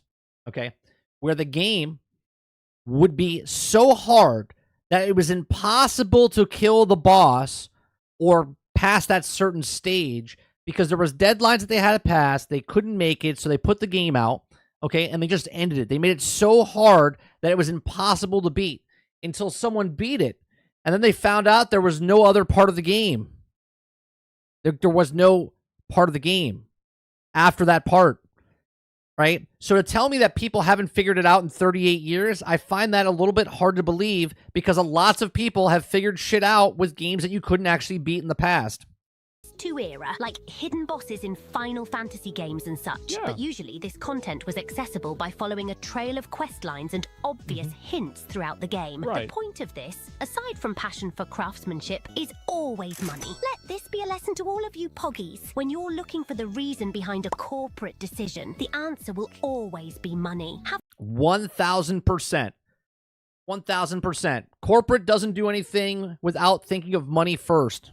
Players Yep. talk about it and have other players buy your game thanks to this information. Make the Exactly. cost of producing secret extra content This is the same reason like Blizzard makes those secret things in game too, and I think it's really good too. Yeah, I like that a lot. profitable because these It things gets take What is that emote he has over there with the boobs bouncing up and down? everybody time and talking money to about it at the produce. same Being time. this the case, The secret I want cow you to level. ask Yeah, yourself, that's a great what is example. the point? Yeah, that's actually a great example. The secret cow level, right? The secret cow level. Think about that. How do people figure that stuff out, but they don't know about like stuff like this? Come on. Of inaccessible, huge portions of content. The developers would be wasting precious budget and resources into making pieces of content that almost no one would discover nor talk about for the sake of what? Useless. Well, I think Exactly. that there's actually a lot of cases where very few people actually see the end of games. Well, we know that's true. We know that like 67% of people don't finish games. Right? We look at stats and achievements all the time. Games have been out for like 2 years, and you look at like a basic achievement where it's like halfway through the game, and it's dramatic. You're like 20% of the people only finish this part of the game. Like, how is that possible? I think this is the case with almost every game. Like most people that buy Monster Hunter Iceborne probably don't kill Fatalis. I would bet that. I mean, we just did the stats a couple weeks ago, last week with Boulder Gate 3. How many people actually finish the game or get to Act 3? 5% do? And I wouldn't be surprised if 5% was an overstatement. Elitism? If not even data miners can find it to spread the rumors and have people interested in buying their product, why make it at all? And mind you, lack of proof of its existence does not count as proof of its existence. Right. Not proving it doesn't exist doesn't prove that it doesn't exist. I know this is just me arguing with a clearly mentally unstable Yeah, it's person just at a this point, but schizo, I yeah. believe that healthy discussions can be achieved by discussing each point and the reasoning behind them rather than simply dismiss it as the delusions of a madman. But the more you read into it, the more you realize that Quintar's like slowly looks into the mirror. I'm that guy for Baldur's Gate 3. And that and Witcher 3. I started them. Got about to 10 to 11 hours, 11 and a half hours in Baldur's Gate 3. I got about 8.5 to 10 hours in Witcher 3. Apparently, I can't finish games with the number 3 in it. That's what I figured out. That's what it basically is. I'm Of course getting it is. my day in court. How will you cope with the truth? I became insane because it's what Hidetaka Miyazaki wanted in the case of Bloodborne. He wanted the players to break the shackles of humanity in the drained of blood. And then he proceeds Man. to quote Miyazaki about Bloodborne lore. If this And he person wants the players to. Oh my. can't tell the difference between in-game lore and real life, then Oh, my God. Yeah, go touch some grass. Yeah. You know that you'll most likely be wasting your time by talking to them. They're an However, idiot. like I said, you can always address these issues semi-seriously and healthily discuss them as long as you don't also fall into their delusion bubble, which is what the District Court of the Massachusetts State seemed to do. Like I mentioned earlier, the lawsuit is real. I can't believe this is real. I can't believe a lawsuit is real because of difficulty. He's suing because of difficulty. And it's scheduled for court hearing on the 25th of September. You can look it up. Dude, I would be, if I was working at Bandai Namco, I would be begging to go to that lawsuit. Oh, yeah. I would agree. be like, Please let me go. I want to watch this case live. please fucking let me be the one that gets to go to watch this live. Like, I want to be there. I have to see this. Like, let me witness this. Yes, please. Yeah, in court. Travis, how long did it take you to do this lawsuit? I'm just joking. I'm joking, Travis. Yeah, tag me in, because I bet at the company, they are like probably arguing over which one gets the privilege to be able to see this happen in person. Yourself if you want, since Nora provided the docket number for it. I believe this to be evidence enough for us to completely disregard the idea of this being a troll post. This man really went all in and wants to sue FromSoftware over a delusion. You guys ever see that? That person literally was going sentenced to prison and then decided to leap and beat the shit out of the judge. Because even he knows that he doesn't have any evidence for his claims. When inquired about evidence for his claims, this is what he has to say. Are you familiar with division by zero? The closer an equation gets to zero, the higher the increase of change becomes, approaching infinity. Actually, No. No. That's not how that works. that's wrong.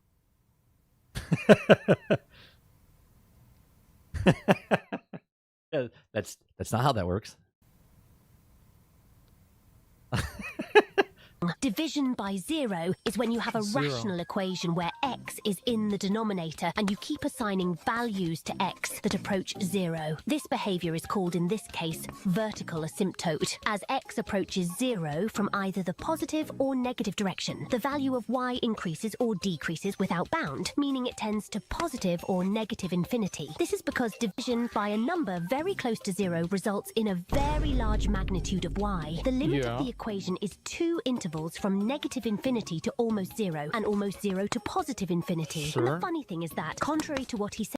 Oh, this is going really deep. This is going really deep. I didn't think I was going to have math class here while I was talking about this.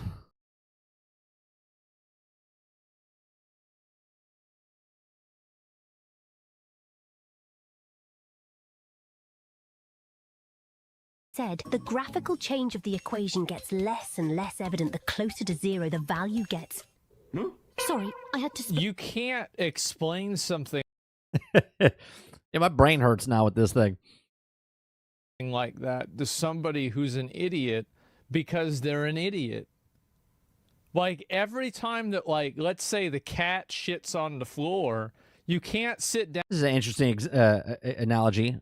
Where's he going with this? down with the cat and be like, listen, man, when you shit on the floor, it smells bad. And then I have to clean everything up. The cat doesn't give a shit. And then when I have to clean everything up, I have to buy things to clean up. I got to take time out of my day because the cat's just like, where's my food?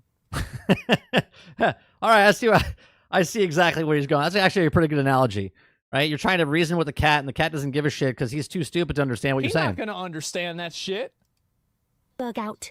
In this case, we have a It's whole never bunch gonna of work. hints that there's another world out. No evidence, but these constant hints game developers keep dropping out. For instance, in the case of Sekiro's art book. Yeah.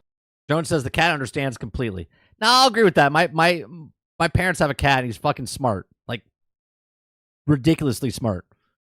So if he shits on the carpet, he's doing it on purpose.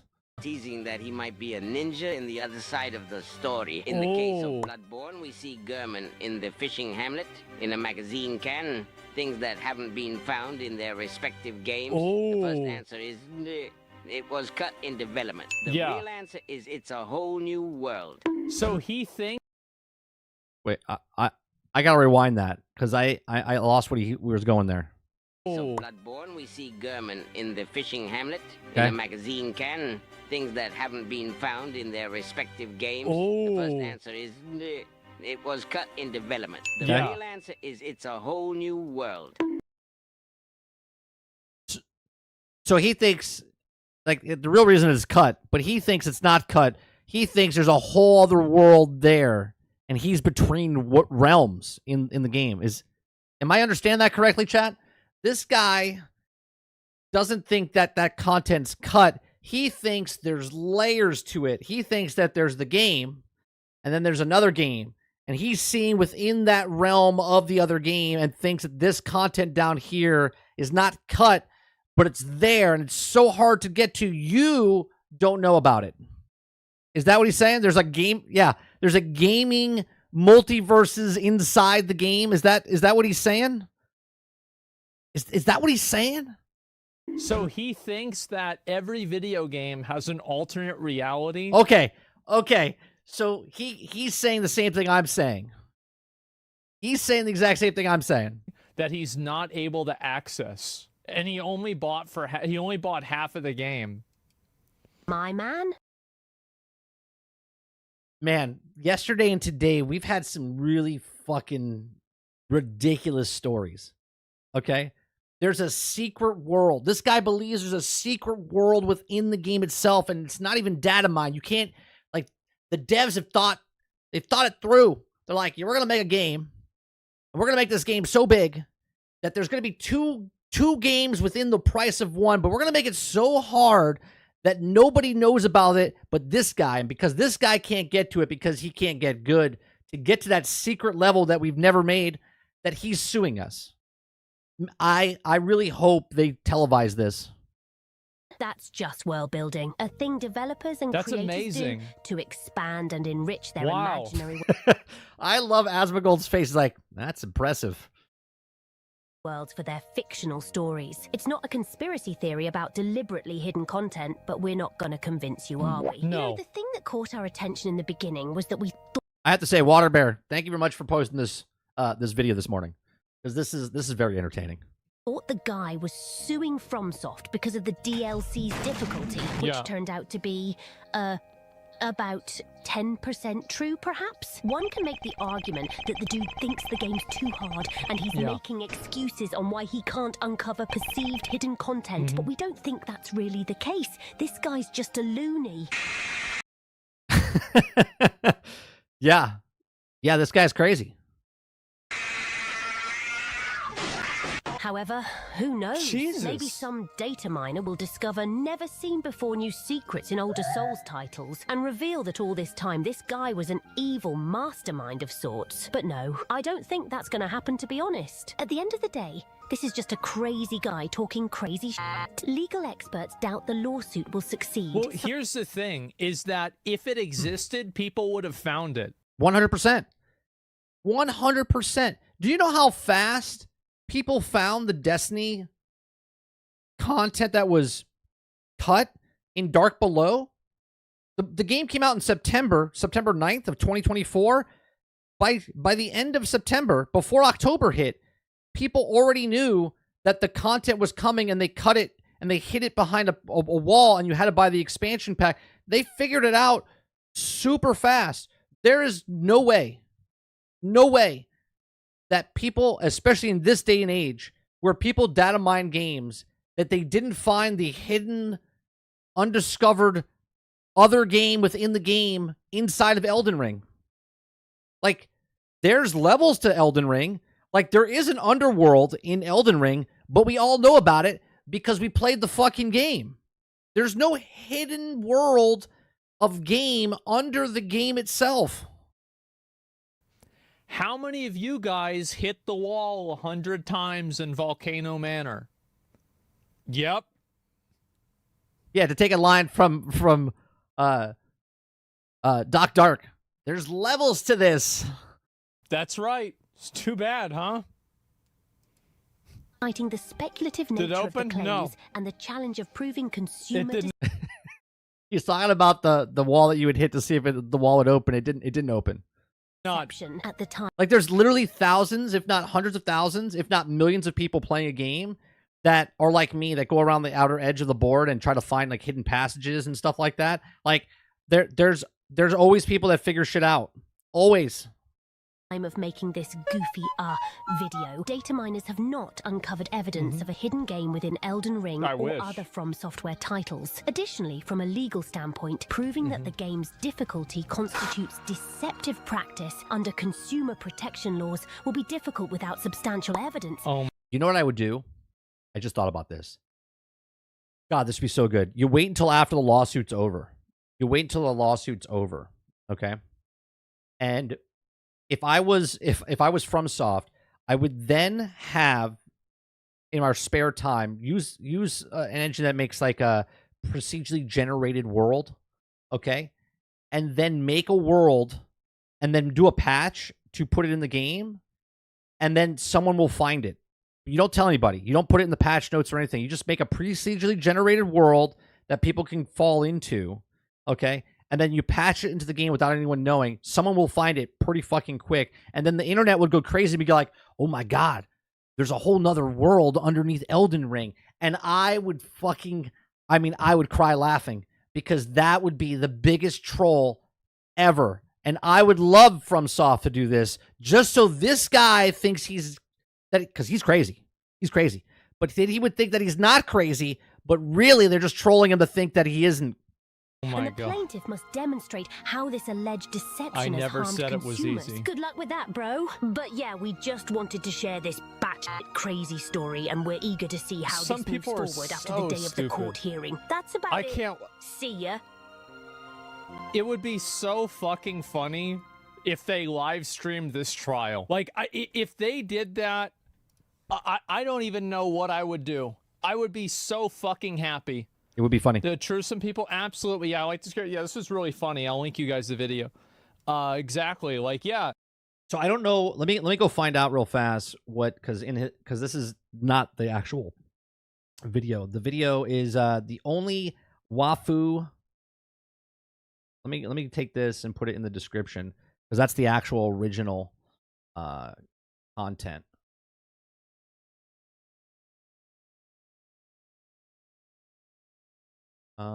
What is it? Wafu.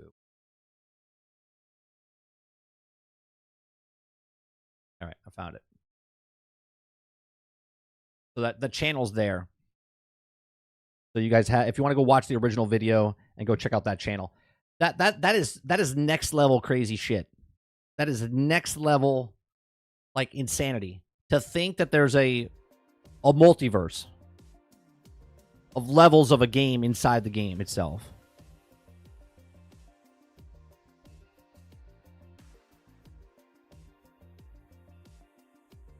I'm an Asmongold reaction content creator. The only reason I don't like reacting to Asmongold reacting to something, I usually go to the main video, but our community posted that video in our Discord, and I could have went to the regular video, but I like Asmongold's, like, I watch his content, so usually I just go to the regular video, but we did the Asmo one. That's why I'm posting the actual content creator's channel in the description down below.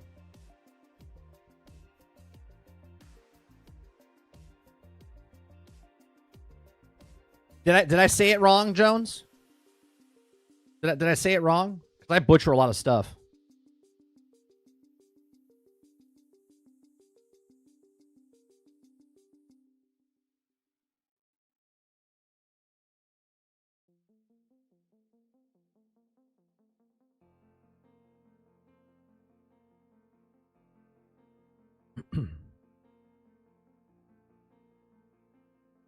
Yeah, seriously, I'll turn. They need to hire them as a creative director, since he made so much shit up out of nothing. Just to think to get, like, imagine going to a game that you're playing and you suck at it, right? You suck at the game. And because you suck so hard at the game, instead of realizing that you're just bad at the game, right? Or maybe it's just not your type of game, you make it up in your head that the game is so hard that they made it hard, okay, because they don't want me to find the rest of the game. Like, what? Like, how? What? But have you played the game? What have you seen the game? Like, you can literally go watch other people play this game and they're farther along in the game than you. He thinks that he's just so bad at the game. It's not him, it's the game itself. Let's go on, Sin. Man, that's crazy. That is amazing. To be that in your bubble. You know what I mean? Where you're just like, yeah, no. I'm not bad at this game. This game's hard on purpose. They're hiding me. They're hiding it from me.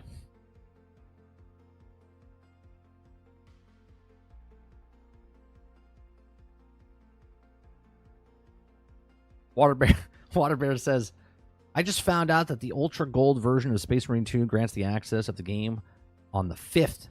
Guess which one I'm buying? And how much more money is that? How much more money is that, Water?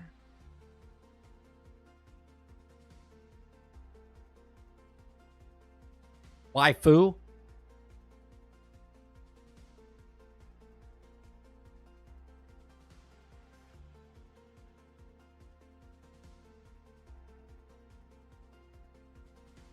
Kurt says, deep metagaming. The game whisks at you. Or winks at you. You never gets to see my secret. That's right. This is not actually the game. You want to play the game. You'll never figure it out. Like, what?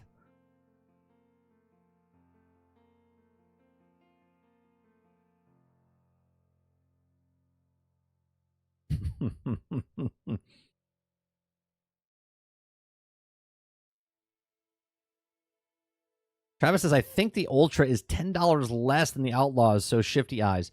So is it the $110 version or the $100 version?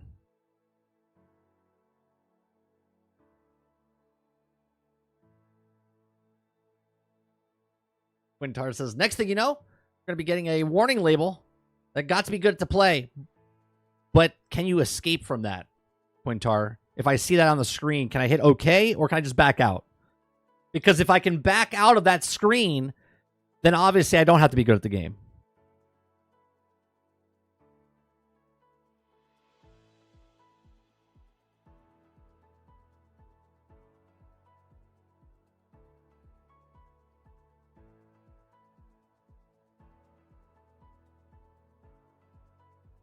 That's right, I'll turn. But did you see it? Did you see the warning? Not if you hit escape. If you hit escape, all's forgotten. All's forgotten. Yeah. If you read something and then you just back out, you didn't actually read it. Yep.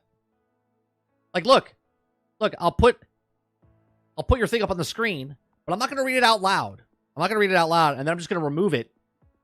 It doesn't exist. It doesn't exist. See how that works? If I don't acknowledge it,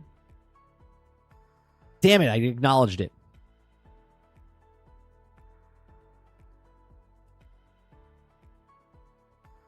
I don't like making content off stupid people, Travis. There's plenty of content creators out there like, oh no, it's Alex. He does a wonderful job roasting people of doing things that people do stupid. I just read the news and react to certain things. So, like, I'd rather just talk about stuff that's not stupid. But, you know, there's always something stupid in these things.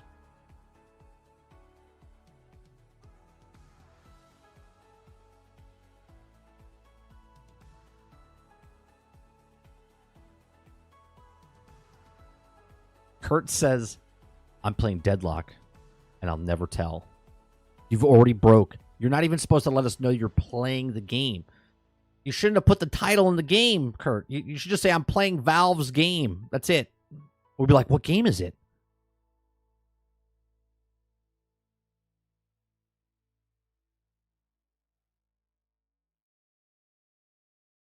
Kudapapa says, 30. The warning label, warning.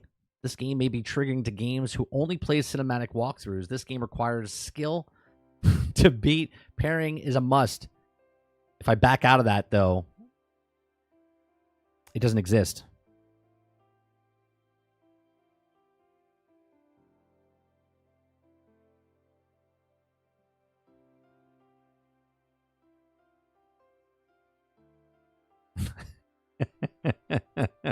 I can't say. Not allowed to talk about it. All right. The next story I want to talk about is Deadpool. Deadpool and Wolverine. It's broken quite a few records. Okay, has broken quite a few records. I like talking about films and movies and stuff. What we try to do is when I talk about this stuff on this channel, because we are a gaming channel, even though I talk about everything, we talk about gaming up front and we talk about movie stuff in the back end. And Wolverine and Deadpool just broke $1 billion, which is right now the second highest movie ever rated R, just behind Joker. And right now it's about 50 million behind Joker. So really just one more week and they could potentially surpass that and become the #1 rated R film in existence. So we're going to look at that. If you guys like what I do here, we do this Monday through Thursday. We just have conversations, talk about gaming news, laugh at other people, just for fun, entertainment, to keep you entertained for the next 2 to 3 hours of your day, if it's the morning, afternoon, or evening, wherever you are in the world. We do appreciate you coming out and hanging out with us. Hit that like button, hit that subscribe button. If you're new to the channel, we're trying to get to 3,000 subscribers. So hit that subscribe button. If you'd like to go above and beyond that, become a member as little as $5. I am very consistent. Monday through Thursday, 10 o'clock. I start sharp at 10 o'clock. My show starts about 10 minutes earlier. We're just music playing and whatnot. I edit that down for you. I've been adding chapter markers for you. So if you come after the fact and you're watching this and you don't want to listen to all the other stories, you can just click on the chapter that you want to listen to, and then leave a comment. Leave a comment. Come to the live stream. Say hi. We also do a podcast tonight called Generation X Gaming, a weekly podcast that goes over a few of the top stories in the past week, and we rant along the way. Real big bracket on the ranting part. Me and Sarge have been doing it for over 10 years. It's episode 406 is tonight, so make sure you come on by, hang out with us as we talk about some gaming news and whatnot. All right, so all the box office records Deadpool and Wolverine has broken and counting. Okay, the threequel is leaving a lot of movies in the dust.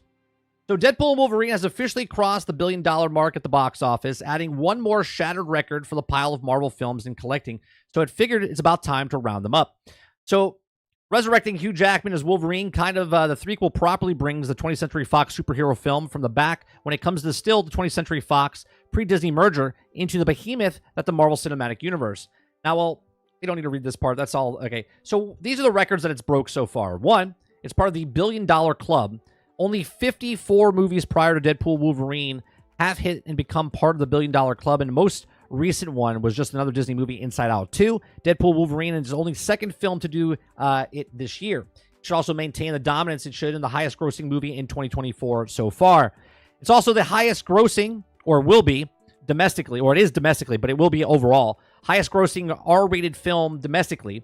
Kicked off the month of August, Deadpool and Wolverine broke a 20-year-old record held by Mel Gibson's The Passion of the Christ to become the highest grossing R-rated film ever, at least domestically. Okay. The first rated R film to earn more than $200 million opening weekend.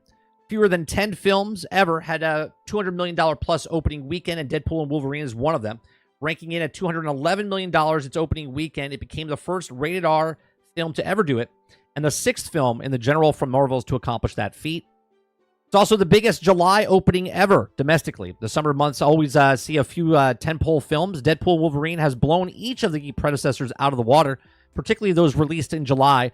Reynolds' threequel now holds the highest ever opening weekend in July, passing $191 million opening of Disney's 2019 film, The Lion King. It's the fourth biggest opening weekend for a superhero film. Deadpool and Wolverine also made the team up with the event already, but the film has also pretty close to the numbers that Marvel has only seen with the massive Avengers-level team-ups. Deadpool and Wolverine scored the fourth biggest opening weekend for superhero films, only behind Avengers Endgame, Spider-Man No Way Home, and Avengers Infinity War.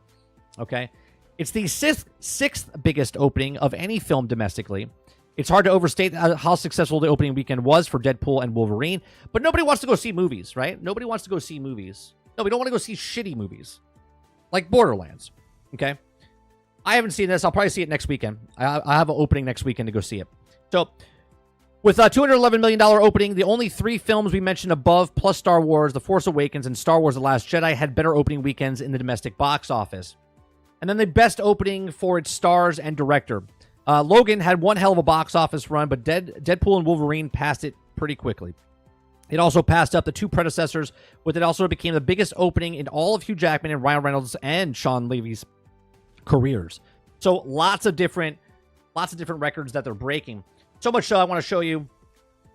Here it was, worldwide box office so far this year. Inside Out 2 has 1.6 billion, and Deadpool and Wolverine, as of August 11th, when this was 1 billion, but now it's at 1.4 or something like that. Despicable Me is at 807 million. Dune Part 2 is at 711. Godzilla, Kong, and New Empire is 567. You can see the big drop there, and then from these two, it drops a little bit further. Bad Boys Ride or Die, 400 million. Kingdom of the Planet of the Apes at 397. Twisters is at 310, and A Quiet Place Day 1 is at 260. Now, when we go to lifetime box office, as we approach, right now, Deadpool and Wolverine sit at 47th on the all-time list. Worldwide at 1.4 or 1.04, okay? Almost at $1.1 billion, sorry, 1.1 billion. They've made 500 million domestically and 536 million internationally. Okay, it looks like it's going to pass in the next week because it'll probably make about another 50 mil, which will bring it to about 1.1. It'll surpass Star Wars Phantom Menace. It looks like it'll pass Pirates of the Caribbean on Stranger Tides, Aladdin, Rogue One Star Wars, Pirates of the Caribbean Dead Man's Chest, Toy Story 3, 4, Star Wars Episode 9, The Joker, which is the number 1 box office rated R film of all time. It'll pass that. It'll pass Dark Knight Rises. It'll pass Transformers Age of Extinction.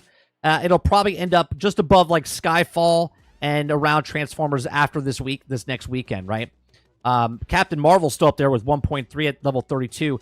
But you want to see something that's really crazy, just to show you that powerhouse that those of you that hate Disney, okay? Those of you that hate Disney, look how many Disney movies are in the top spot that Disney owns or they purchased, okay, at some point, right? Because they own Avatar. So they have Avatar, Avengers, okay? I don't think they did Titanic, right? So they have the Star Wars series. They have a hand in with the Spider-Man one, right? They own the IP. They only got 25% of it, but it's still more money than they made from other movies they put out, okay? Lion King, Inside Out 2, The Avengers, Frozen, Avengers, Black Panther, Star Wars, another Star Wars, Beauty and the Beast, Frozen, Incredibles, Fate. Iron Man, Captain America. Nope, not Aquaman. They have a hand in Spider-Man, Captain. Out of all the billion-dollar films, which is 55 of them, they have something along like 30, 35, 40 of them. Like, that's insane. We got 1, 2, 3, 4, 5, 6, 7, 8, 9, 10, 11, 12, 13, 14, 15, 16, 17, 18, 19, 20, 21, 22, 23, 24, 25, 26, 27, 28, 29, 30. They have 30 of the $55 billion films. Okay. That's insane. That's insane. All right, so going back down to Deadpool and Wolverine, like I said, they'll surpass just based on what their domestic box office is. Last week they brought in 50 mil. Last weekend, Friday, Saturday, Sunday. These will drop another like 40% or whatnot week over week. So the Friday, Saturday before they had made 28 million, and then the Friday they made 15. So it'll drop again. So it'll go down to, let's say, like 12 million, and then it'll go down to like 16 million. So they'll make close to about 40 to 50 million. So they'll slowly creep up, and that's fantastic, especially in this day and age where people don't want to go to the theaters. People love just to be entertained, and And it gives me, as a person that you guys know, I talk about it all the time. I love movie theaters. I love movie theaters. I don't want movie theaters to close. But you need a lot more movies like this. Getting an Inside Out, or a Deadpool once a year is not going to help the movie theaters out in any way, shape, or form. I mean, obviously, it's great when it comes in, but there needs to be more movies. They need to go back to making those films like the Godzilla -1, where it doesn't cost as much to make. I mean, obviously, the Deadpool and Wolverine was a very expensive movie to make, but they made all that money back. But there needs to be more movies that are in that $80 to $100 million, if not $50 to $80 million range, where they can come out and make good films. What they did with Borderlands, you see Borderlands, and everyone's like, well, no one wants to go to the movies. No, they'll go to the movies. During a pandemic, we went to go see Spider-Man in the theaters with, all 3 Spider-Men there, and it broke $1 billion, okay? So it is possible that people just want good pieces of entertainment, right? They want good pieces of entertainment. It has nothing to do that people don't want to go to the theaters. They just want good movies to go to the theaters for, okay? So it's good to see that Deadpool and Wolverine is doing really well, and that they will be the #1 rated R movie. And think about this: Borderlands 2, and Randy Pitchford was like, I didn't want to do a rated R film. Imagine if Borderlands actually casted well and made it a rated R film and based it off the actual video game. We would have a completely different story. I think Borderlands could have been possibly at least up there in the $700 to $800 million. But instead, here we are, where they're barely breaking $13 million after a week, which is pretty sad.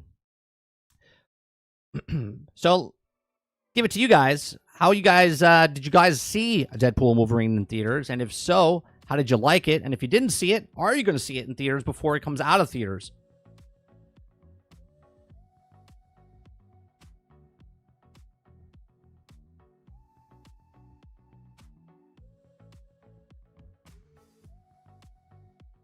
I already read that one.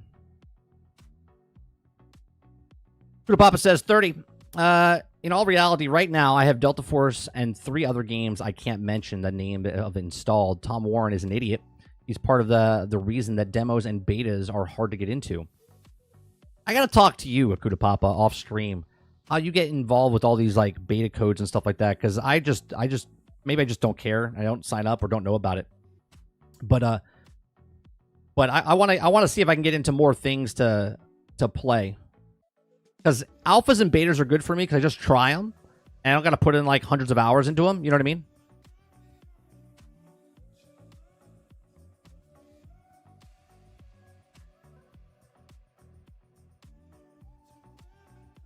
Waterbear says Deadpool and Wolverine is one of the best movies ever. That's high praise, Water. I trust your stuff. We might be able to go see it not this weekend, but the following weekend. My son's got a birthday, so the grandparents will be up here. Maybe I'll sneak off for 2 hours to go watch it.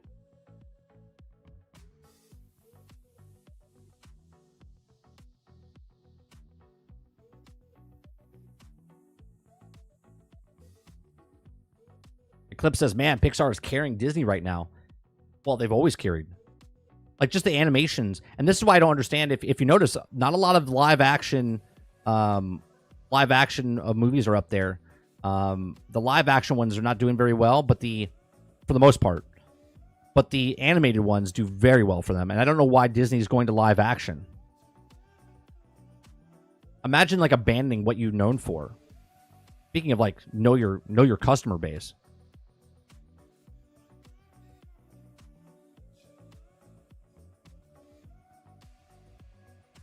Roadkill says, yeah, I saw the movie in theaters. Deadpool Wolverine is freaking awesome. But it's not like a good movie with a story. But it's just great because it's basically saying, fuck you to the woke. It's entertaining, though, right? It does exactly what it's supposed to do. Get your ass in the theater and be entertained.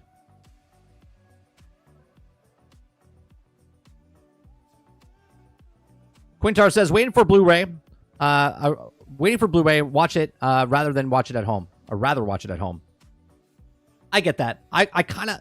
There's always movies I want to see in theaters, and that's one of the movies I want to see in theaters.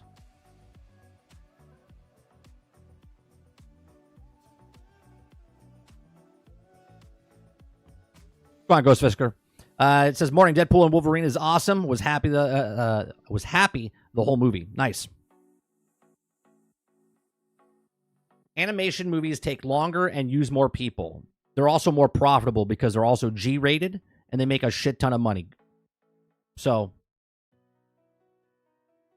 take your time, make the movie, right? Because what do you think costs more money, Sarge? Do you think the animated Lion King costs more money, or do you think that the live action Lion King costs more money?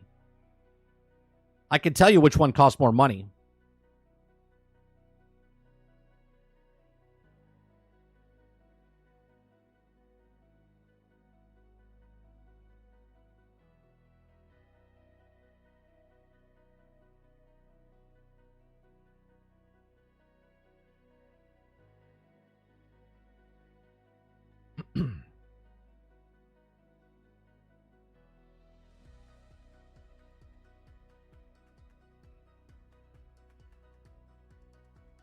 I'm just saying they don't want to wait. Lion King 1994 is on that list at number 56, right? Just shy of $1 billion. The closest, let me see, what's the highest live action Star Wars, or sorry, the closest live action? Is there any?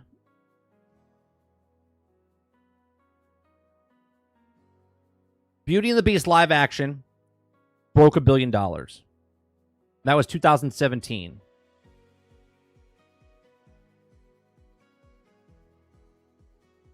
And then Lion King is at number 9. The live action one.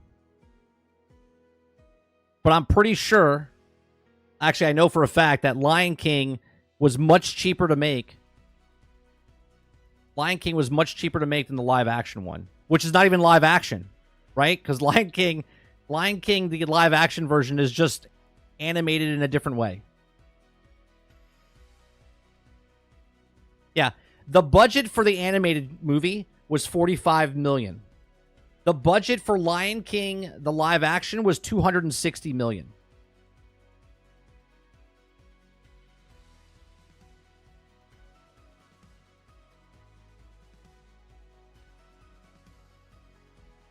Artemis says, was Lion King live action? It was computer generated. That's my point. That's my point, though, right? All the movies that are live action, doesn't matter if it's the Alice in Wonderland, the Snow White that's coming out, 90% of that movie is CGI, which is animated. It's just new animation.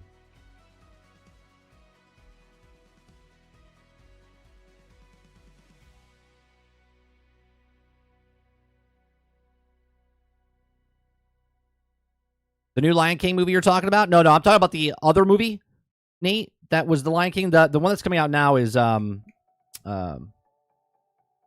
wasn't it? Isn't it Scar? No, it's Mufasa. Mufasa's coming out.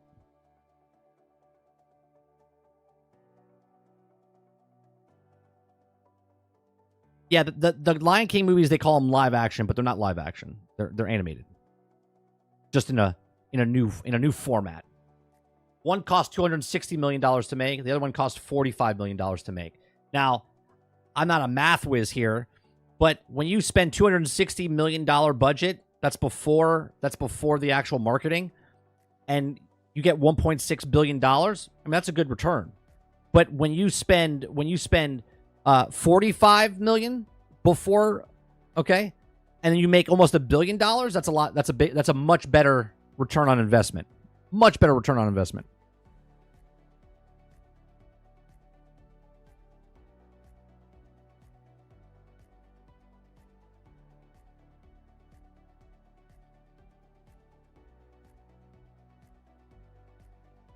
And if I take that money, here, actually, let me take this money for a second. We'll do a conversion from 1990, what was it, 1994?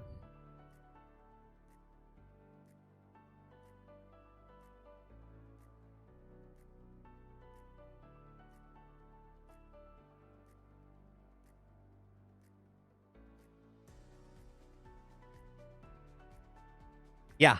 So $45 million for Lion King, the animated one, the cartoon that we all know and love when we were kids, right? 1994 made $979 million.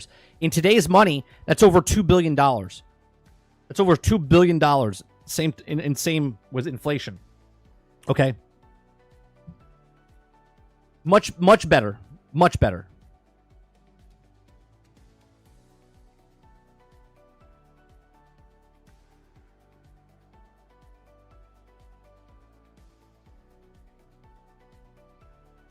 Oh, we did this last week or 2 weeks ago. I'll look it up real fast for you, Jones. This is the best one. It's blown past the other ones. We'll do this real fast.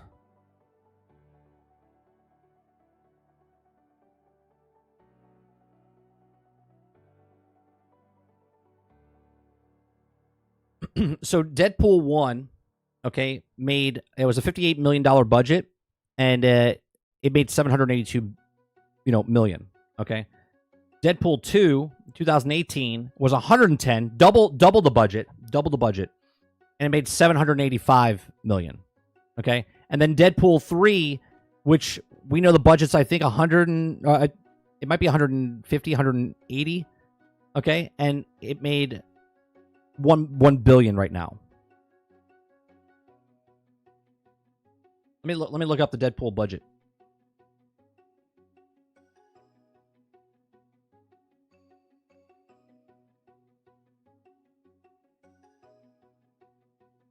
Yeah, the budget's 200 million. 200 million. So Deadpool 1, 58. Deadpool 2, 110. Deadpool 3, 200.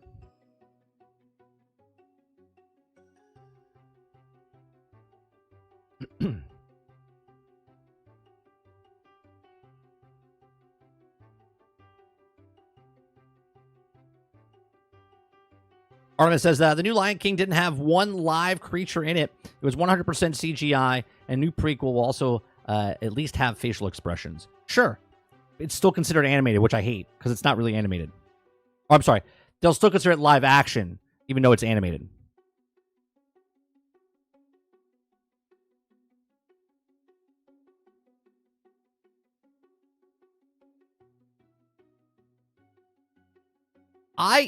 Look, there are some movies that are actually really good in the live action form. I'm just confused, Akuta Papa, why Disney, who built the entire business off animation, off cartoons, has completely lost its identity of what it is. That's my point, right?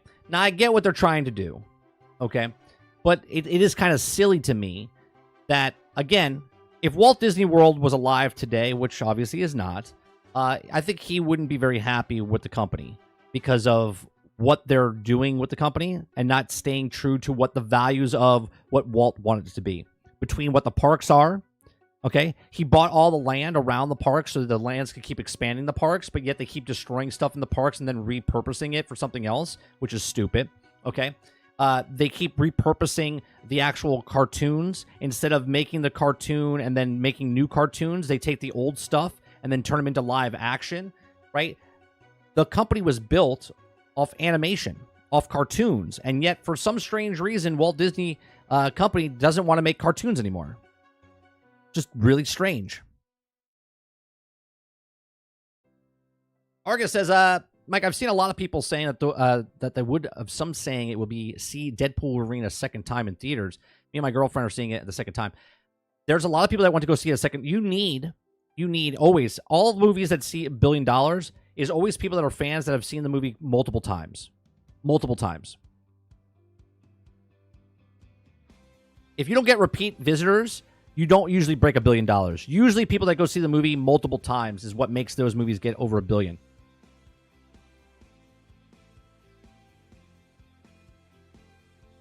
Artemis says, I wonder how much the marketing dollars for which particular film. Usually, rule of thumb is it's usually about 60%, okay, if not double, right? I'm sorry, I didn't mean to say 60%. Usually, it's about 40% to 50%. So usually double it. So it's about 40 to 60 average. Sometimes it goes to double. So if a movie costs $200 million to make, that's the actual budget for filming.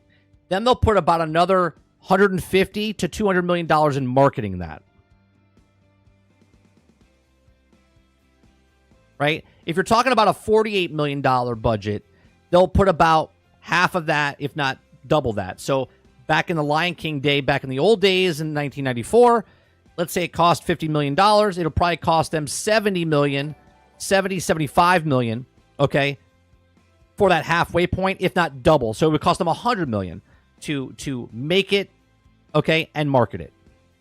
It's not just a XY equals this. It usually is different. And then on top of that, then you have to go into what the percentages take. So we have an article that talks about what the percentage of what they lose to the box office itself.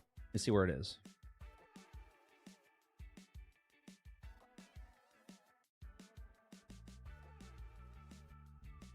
Where did I put that? Because they lose also to the actual studios and the theaters. The theaters take anywhere between 20 to 40% of the actual tickets, right? It all depends what region and what place they're in. Thank you very much, Artemis, for continued support of being a member. New member. Appreciate that very much. I like that little thing that it does down there. You see that? Robert Jones, when he did his 17-month, it said 17-month. I like that little thing down there. Very cool. So the studios have to take their cut, and that's on top of the theaters after they take their 20 to 40%. Let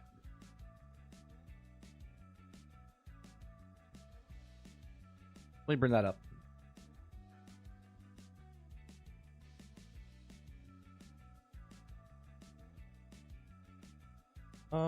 Where was it this morning? I was reading something.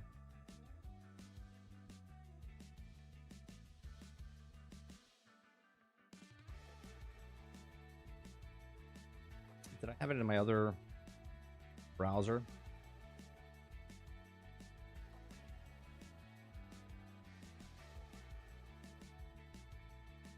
I forget what article I read this morning. It's not showing up right now. They actually talked about what percentage went to the theater. Anyway, it was like a 20 to 40% cut to the theater. And again, that all differentiates between what region they're in, if it's like China, if it's the UK, if it's Australia, if it's United States, or whatever it is. And then on top of that, then the studio takes their cut. So if a movie costs $200 million for the budget, okay, and then the studio, they put the other money up for marketing and whatnot, okay? The studio gets their money back first, so they'll get paid off of that, then they take their percentage off the thing. So let's just say the movie cost $200 million, and then it made $400 million. Well, then once the 40% is taken from that, you're back from 400 down to, 220 million, and then you're going to take the actual studio's going to take their cut from that, and then what's left over is for the studio, like for the production house or whatnot. Actors and stuff get their money up front. Crew members get their money up front. Producers, director gets his money up front. Producers, they get their money on the back end. The studios themselves, the publishers, they get their money on the up front, but they get it later while everyone else gets their money up front, right? So they get paid later. They have all the risk in the actual movie. Like Ryan Reynolds is getting paid $20 million. And then if the movie does well, he probably gets points on the back end, whatever those points are. If the movie sucks, he still gets $20 million. I don't know if that's what he got paid, by the way. I'm just throwing a number out there.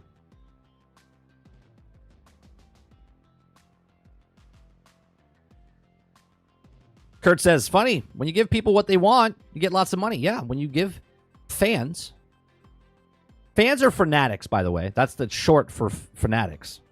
Okay, when you give your fans, your fanatics, what they want, they pay for what they want. They'll give you money. The problem, as we make a full circle here, from video games to books to movies, when companies start taking advantage of people that are fanatics, and no matter what you give them, they're going to eat up the slop. They're going to eat it up if it's good, if it's bad, it doesn't matter. That's when it becomes shady, when they start taking advantage of the fans. Takes advantage of the people that gave them the money. Take advantage of the people that brought that brand up to what it is today so they can make millions and billions of dollars. Then when the fans, like myself in the Star Wars industry, okay, like I'm a huge Star Wars fan, when they start making slop, and I gave them money for the last 40 years of my life, if it's through toys, TV, VHSs, Betamax VHS, laser discs, DVDs, right? CDs, soundtracks, T-shirts, all of this stuff, I get pissed because, yeah, I'm not an investor in the actual company, but I've invested in that IP. I've invested my time, my love in that stuff. And when they shit on that, that's why I get mad.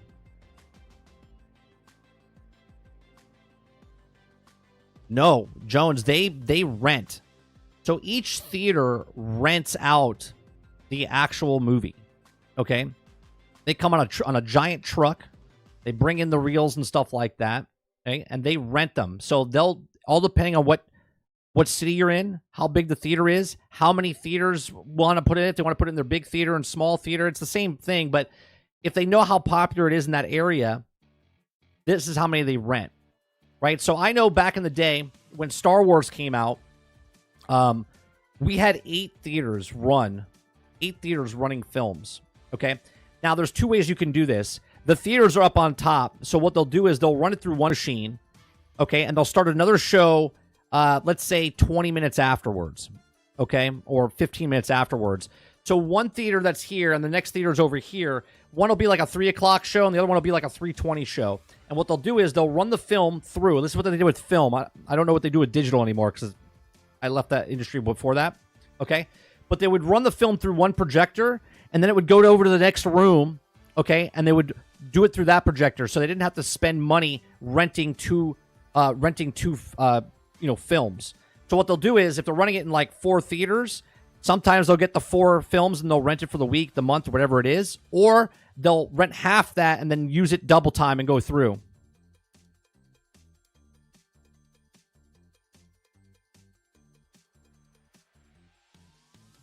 Are you talking about new Disney? Sounds like you are. The new Star Wars isn't Star Wars now. It's more Rebel Moon than Star Wars. Oh, God. Well, then Rebel Moon came out and made Star Wars look much better, didn't it? Kurt says, I'm a battered Star Wars fan.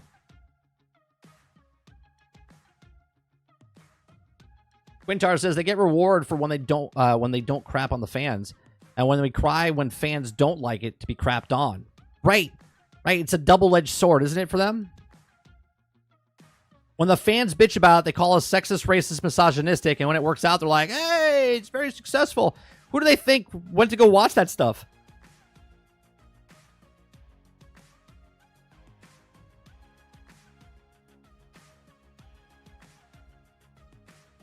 Kurt says it was on 4 screens in one theater. It all depends what the setup is in the theater. I know for the theaters that we had, like obviously if it's off to the sides, like we have a megaplex where it has like 24 theaters. So obviously they wouldn't be able to run the thing all the way down the other side of the thing. If there are rooms next to each other, they could run it through one machine and go to the next. Now it's digital though. So no one, not that I don't know how it is now.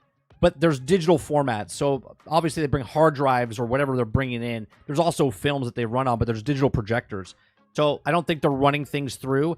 And I think that the houses did this on purpose because they probably knew that the movie houses were double dipping, where they wouldn't rent the movie twice, put it one in each theater.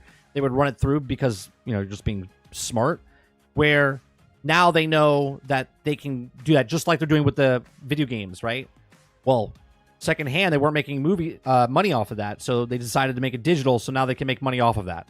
So that's what they're doing now with digital films, where they bring the digital projectors in, and you have to get the digital projector, and they probably have a not higher fee now or whatever it is. But yeah, they rent the films.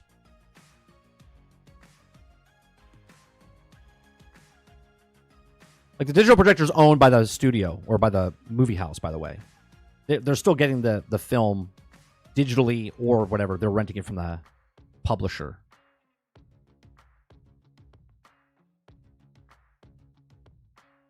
That's a whole nother business thing.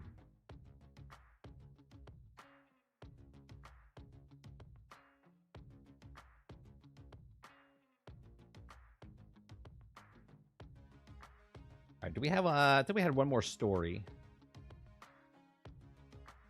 Yeah, it was the Deliverance 2 is delayed, but I don't really give a shit. Maybe we'll talk about that tonight on GXG.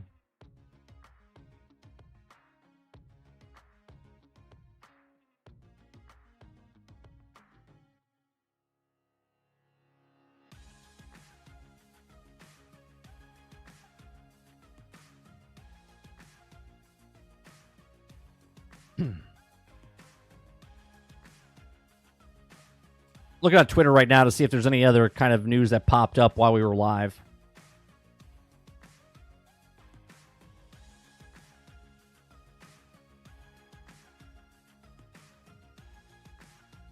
Roic says, Once Human got controller support today.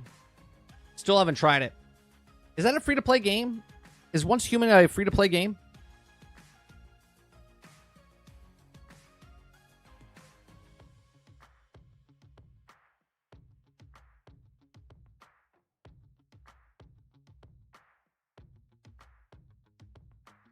We got murmurs of next week. They're going to announce another Xbox game coming to PlayStation. Okay.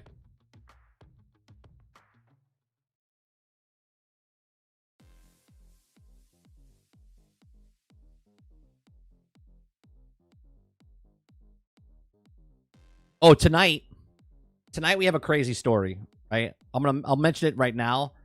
Speaking of Disney. Oh, give me 1 second real fast.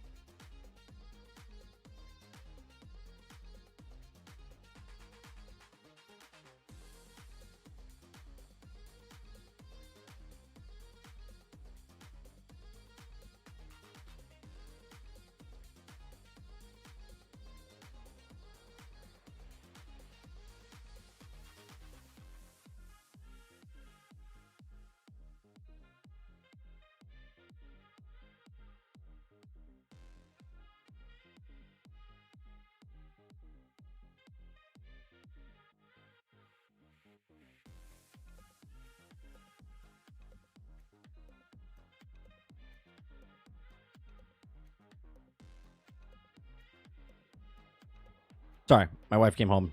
I had to chat with her for a second. Let me see here what you guys are saying. Yeah, I got controller support.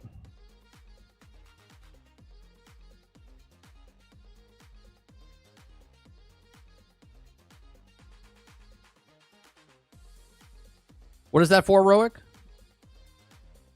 I understand you keep your mats. You just have to redo your character. Redo your character for what? For Once Human?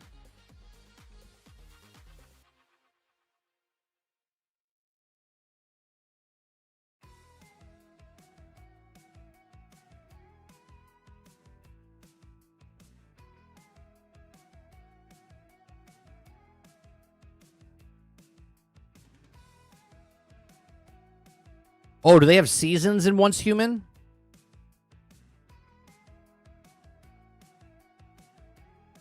So wait, is this another game that has seasons like Diablo and what Division wanted to do?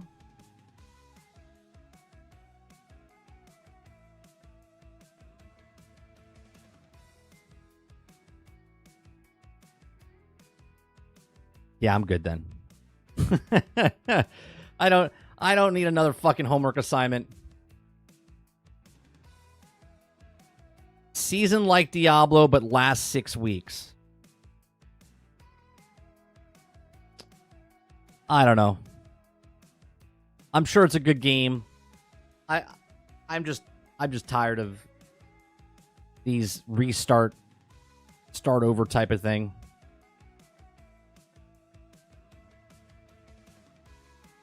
Like when you told me it was like a survival game and I can like, so if I come back 6 months from now and I built it up and then I come back a year and a half from now, it comes back. Like, is it it stays with you, and in the last 6 weeks it changes? Like, I don't understand. I don't understand. I'm confused. Look it up. You don't lose everything. All right.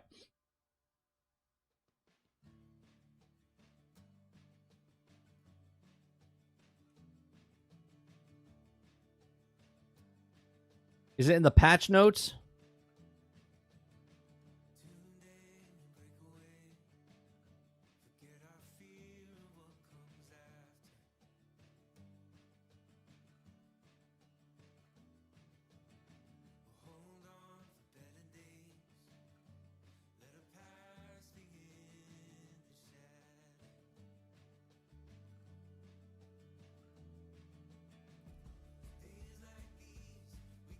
Okay. I found the seasons section here. It says some servers will soon be changing seasons for the first time, following in some useful information regarding Once Human season system. 1. What are scenarios of seasons in Once Human? What is the game like in the long term? We want to offer different survival experiences so the game has a little something for everyone. We also want you to keep updating the game so it's always exciting to play. This is why we've chosen to include multiple scenarios in the game. A scenario is, as gameplay theme of a server, Once Human's global launch initially offered 2 scenarios, with Mandibus and focusing on PvE and evolution called centered around PvP.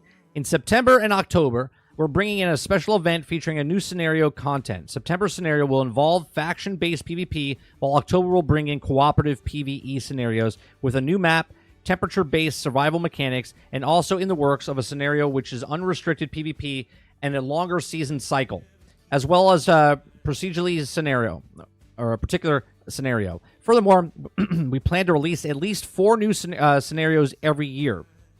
Seasons refer to individual cycles and progress within the scenario. The duration of each season varies according to the scenario, and each season will also be split into multiple phases based on the scenario features. In-game content will be gradually unlocked as your server progresses through the seasons, ensuring that you'll always have something new to enjoy.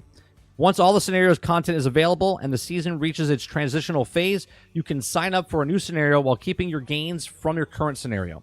Of course, you can also choose to continue playing and completing objectives on your current server until the transitional phase ends. Currently, the transitional phase is set to last for 4 weeks.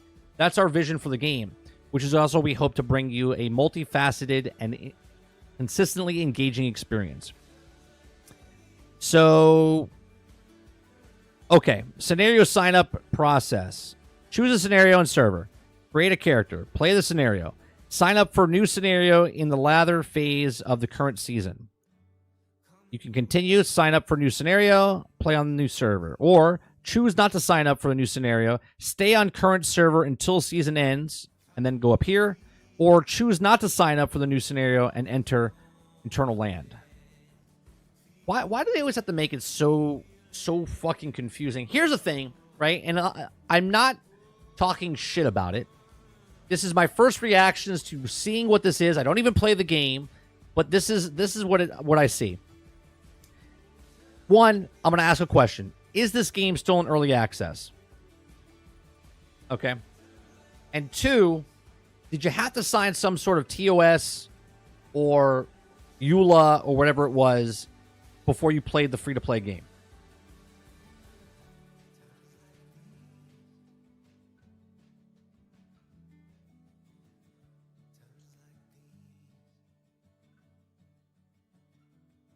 No, it's not.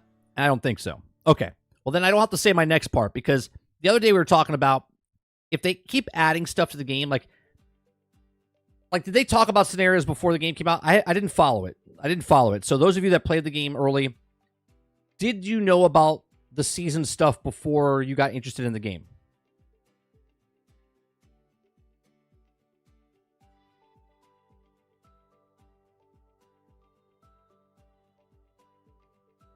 We're going to continue reading here for a second. No, they didn't talk about seasons at all.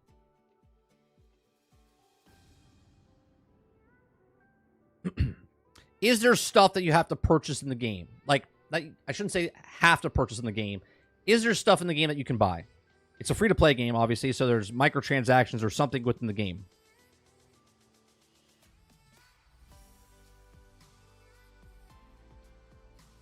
No, they didn't talk about seasons up until the game launched.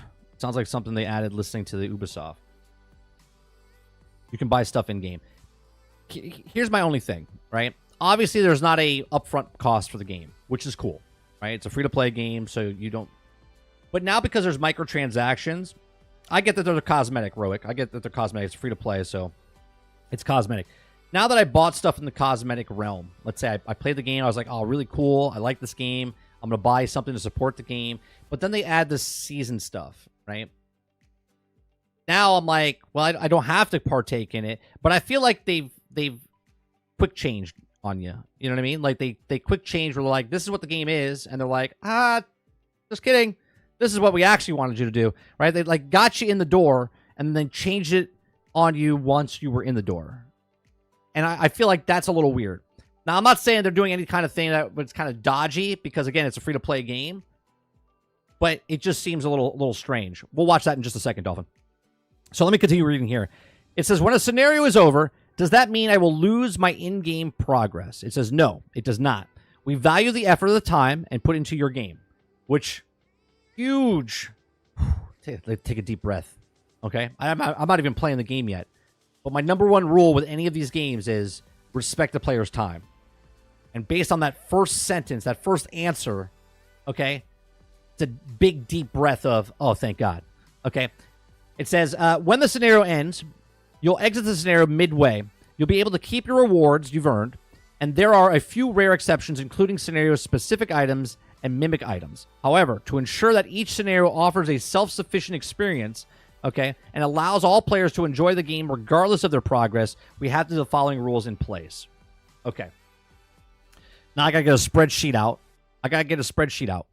Characters and cosmetics, names, body size, fashion cosmetics, character customization, data, emojis, actions, name cards, and titles. It says, can you take the following content from the associated scenarios into new scenarios? Yes. So all of this is yes.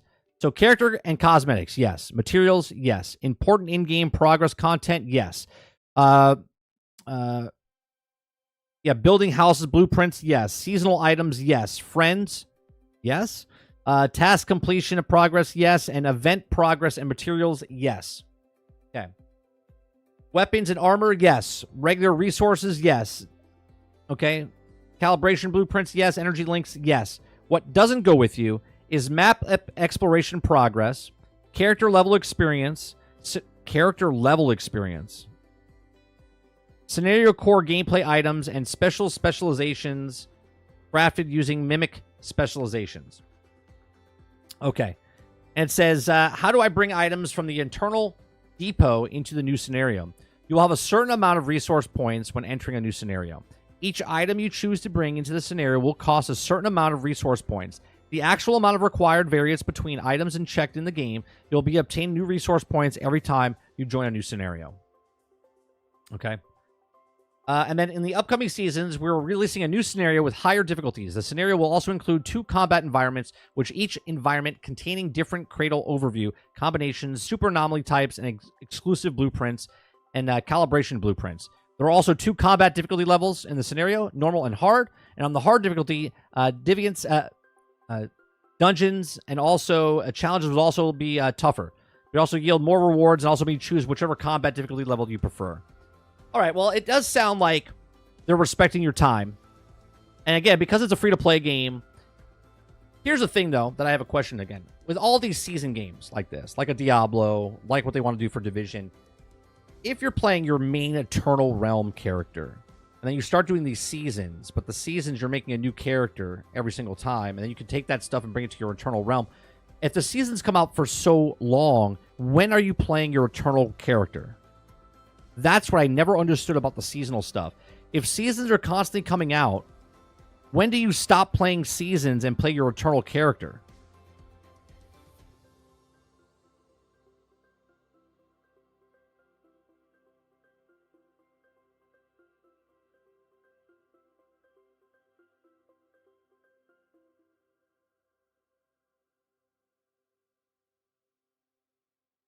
Eclipse says, yeah, you'll be making new characters, but you'll also have all the resources you gathered before. I just don't understand. What I like about Fallout 76, it's a survival game. And I keep using the same character. But yet the seasons change and there's new things to get, but I don't have to change my character. I don't understand the character switching thing.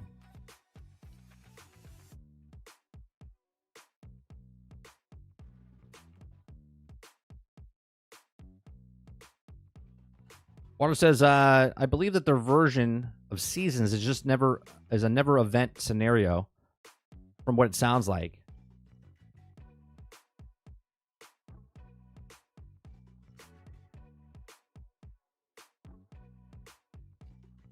That's what I'm thinking, since the new content should be higher level. Yeah, it just doesn't make sense to me. Chris says, I love Fallout 76 even more if you only use John Denver's Country Road song. Do you see what I'm saying, though? Like, with that game, I feel like it's respecting my time because it's my character that I've had for 5 years. And the new seasons come out, and I can get the cosmetics from that thing and everything else that's in the game, in that game. They're not taking away or making me forced to make a new character. Jones says, there's no difference than Ark and Conan. When people play the official servers, they reset that shit eventually. Not sure about the timelines. I personally just don't get it, Jones. I get that people want to reset their character or make a new character and then start over again. I've done that in Ark, and I've done that in Conan. But it wasn't like seasons. It was like, oh, I'm going to make a new character and because I forgot what the fuck I was doing, so I started over. But if I have an eternal realm and I have seasonal realms, and I'm playing seasonal realms, and then the new season comes out, I go to the next seasonal realm with a brand new character. When am I going back to my eternal realm to play that character? That's what I don't understand.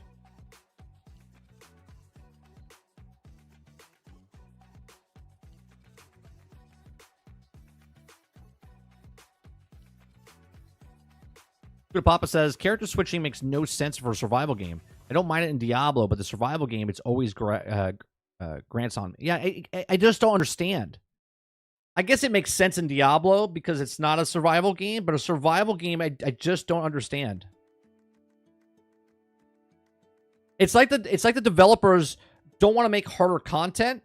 They just like, oh, let's just make new content, but it won't be harder content because if we make harder content, then half the population won't be able to play it because if they play it, that they have to grind up, and if they have to grind up, then they won't do it.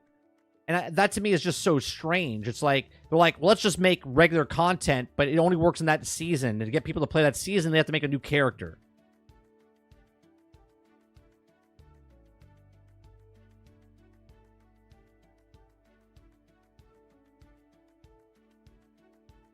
Altern says, I get it, because maybe they want to reset servers for people that just created the base, played for 1 hour, and never again. But shouldn't that be an option for somebody to choose if they want to do that or not? Instead of forcing someone to make a new character?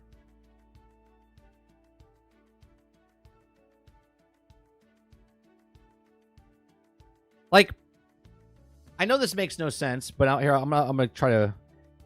If I have Jack Burton, my character is my internal realm Jack Burton. And then I make a new Jack Burton. Okay? Even though Jack Burton, this is internal realm Jack Burton, and then this is season Jack Burton. Jack Burton in seasons plays the season, does all the stuff, and then I can take all that stuff and move it over here, right? And then I'm playing Jack Burton, but I don't get to play this Jack Burton again because now season 2 started. So now I made Jack Burton the second or third. And now he plays the season again. I'm playing Jack Burton, and he gets all the stuff, and then I give it to this Jack Burton. I'm still not going back to Jack Burton over here because now third season comes out, and now I'm playing Jack Burton over here, okay? Why can't I just take this Jack Burton, go play the seasons, playing seasons, get the stuff, get the XP, get all the things, and then come back over here? Why do I have to keep resetting and make another character to then give to this character? Like, if it's a season thing, it should be an event, not a season, right? And if I want to take my character to the event and do the event, then I do the event, but then I just don't get XP to level up my character. I'm just getting the cosmetics and everything else in that thing, right? And then I go out of the event and I'm back into the regular world.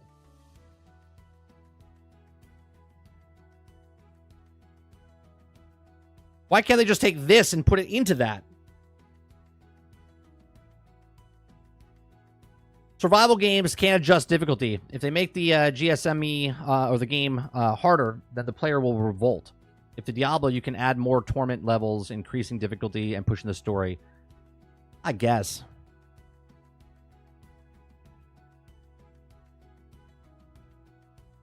Kurt says, seems you would always be in the seasons, and then you would come out of the season. That's my main thing, Kurt. When are you coming out of the season? If they're doing 4 seasons a year, 3 months, 3 times 4 is 12. Okay, if there's constantly, I'm always constantly in the season, when am I playing my Eternal Realm?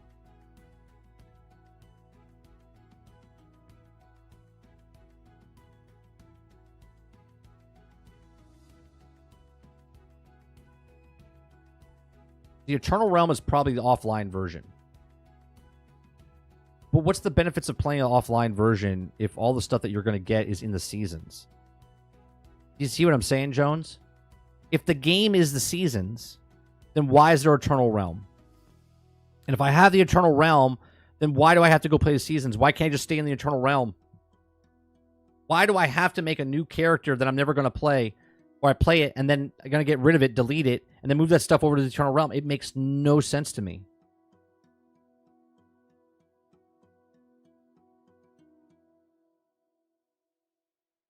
Like, if I'm playing a Robo Quest, okay, I have the same character, but every time I do that run, it's different.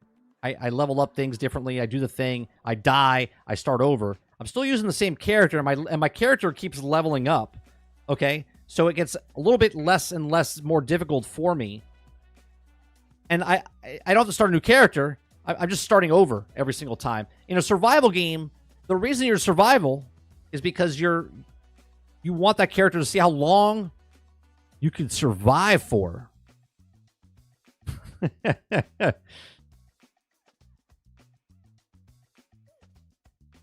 Jones says, I understand the concept, and I know it's not for me. Ain't nobody got time for that.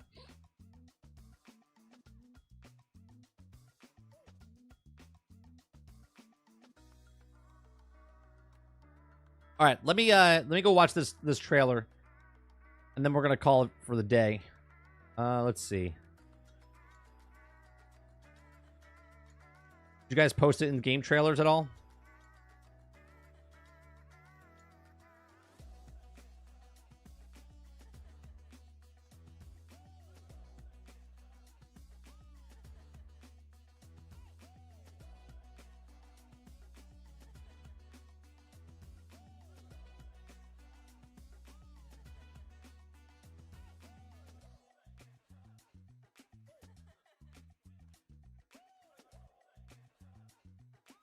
I'll just go to YouTube. It's what I'm sure that's what it's like IGN or something. Yeah, here it is.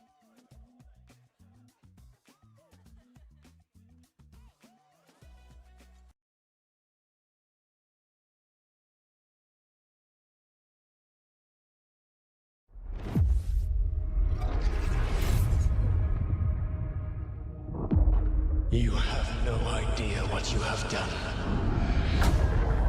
The blighted elven gods walk free, all because you disrupted my ritual. You battle against gods. They will not rest until you are on your knees. Fearful, cowering, helpless in the face of such power. Rook, you've got this. I've seen your work. You're clever, adaptable, and you don't know when to quit.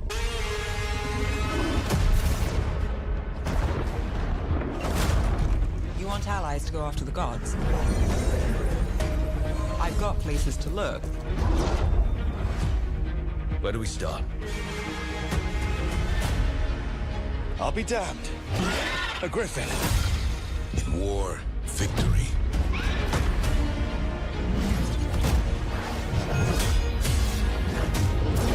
I'm ready. I've never seen this before. There's something kind of exciting about it.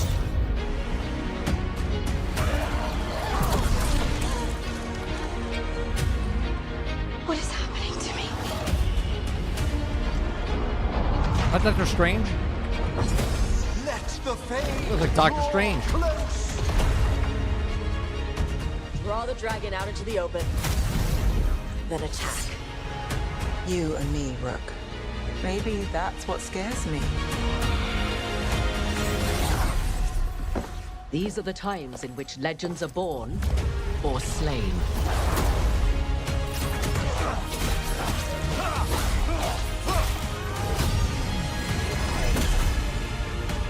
Our gods are back. Our gods. How do we stand against that? I believe in all of us. So let's get it done.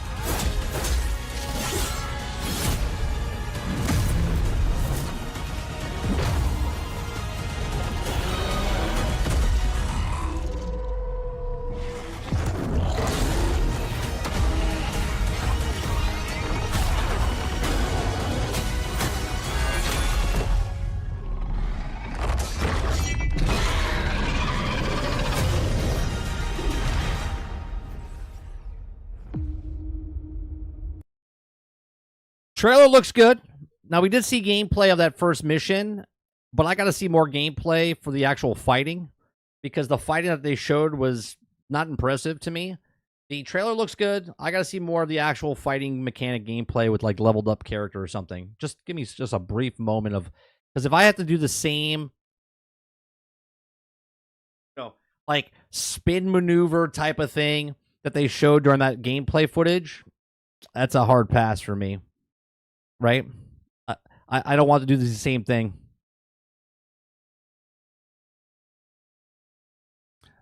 Dark Taco says, hold on one second.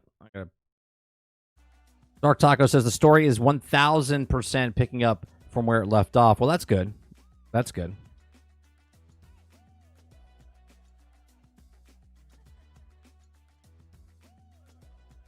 Yeah, the story element looks great.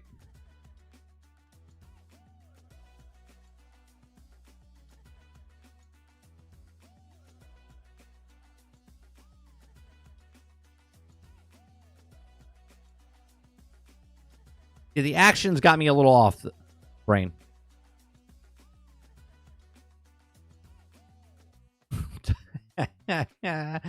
Dolphin says, I'm going to buy it so I can bone everyone.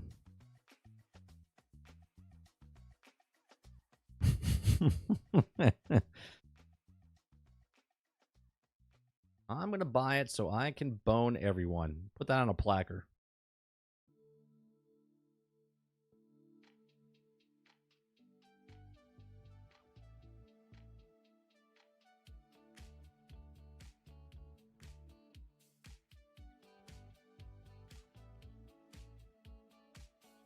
That's a great shirt. I just thought about Dolphin. Shirt says, I play games, I bone everyone. That's it. I play games, I bone everyone.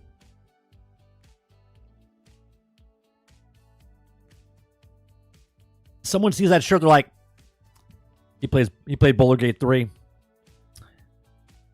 He played Boulder Gate 3, he's played Dragon Age, he's played Mass Effect. Right? They know what you played. Just what that say.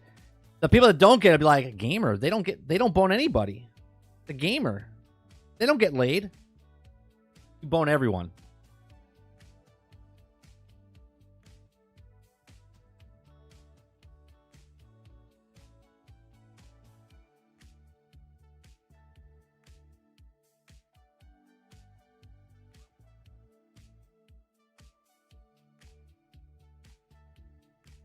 No, Dark Taco. Tonight is the podcast. GXG's tonight.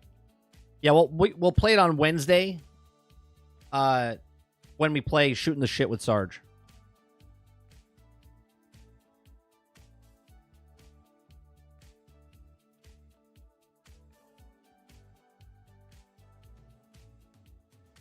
Altern says, seeing that trailer and say, it's clear now, I will bone everything that moves.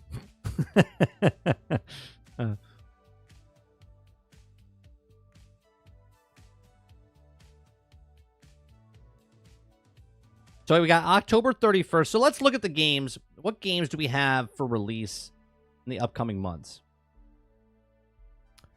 Let's see here.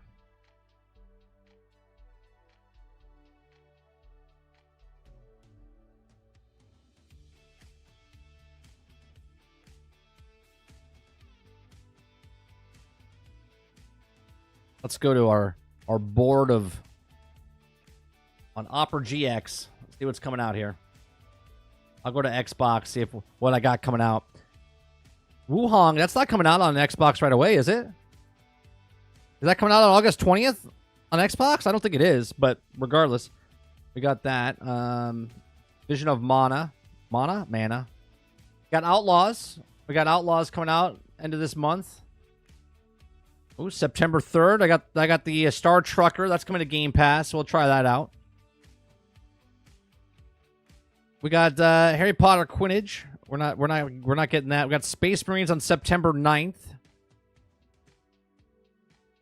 Interested on, I don't know if I'm buying it yet. We're interested in that. Is this a new season started? New season for Diablo, October 8th. Terminator Survivor. Didn't that just get delayed? Didn't that just get it pushed out? Or is that a different Terminator? Terminator Survivor. Is that the one that got pushed back? Or is that the one that's coming out on the 24th?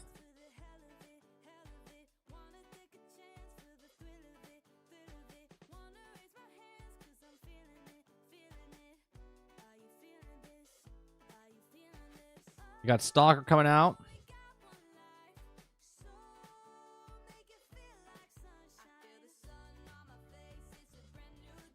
Yeah, that's the expansion. Oh, is that the expansion? Okay, that's the expansion. Okay. Not the new season. Got it.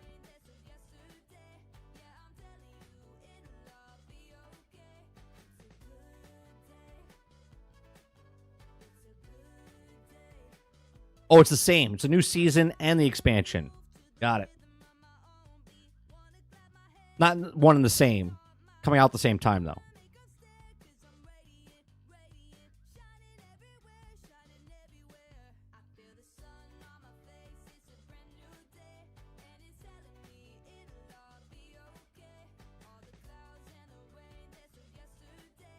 All right, so we know we're paying $18 for Star Wars at the end of this month.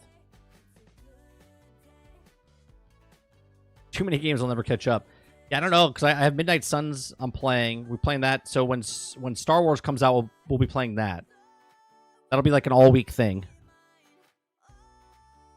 We'll probably skip Wednesday night with Sarge and just get through Star Wars.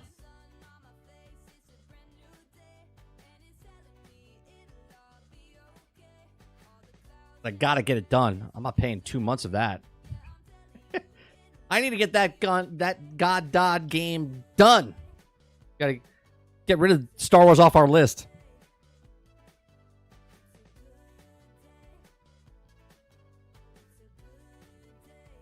We're pushing through that. All right. That's gonna do it for me today. I appreciate you. What? Skip Borderlands? Settle down. It'll just be one Wednesday, Sarge. One Wednesday. And then I'll do a Friday night stream, a Saturday night stream. We'll get Star Wars done within that first week.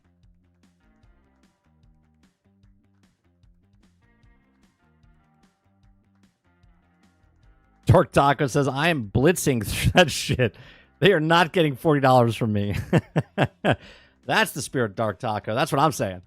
Right? Like, timer starts now. How fast can I get this game done with? Now, if I have a good time with it, then I'll wait till the DLC comes out, and I'll wait for it to go on sale, and then I'll pick it up and own it.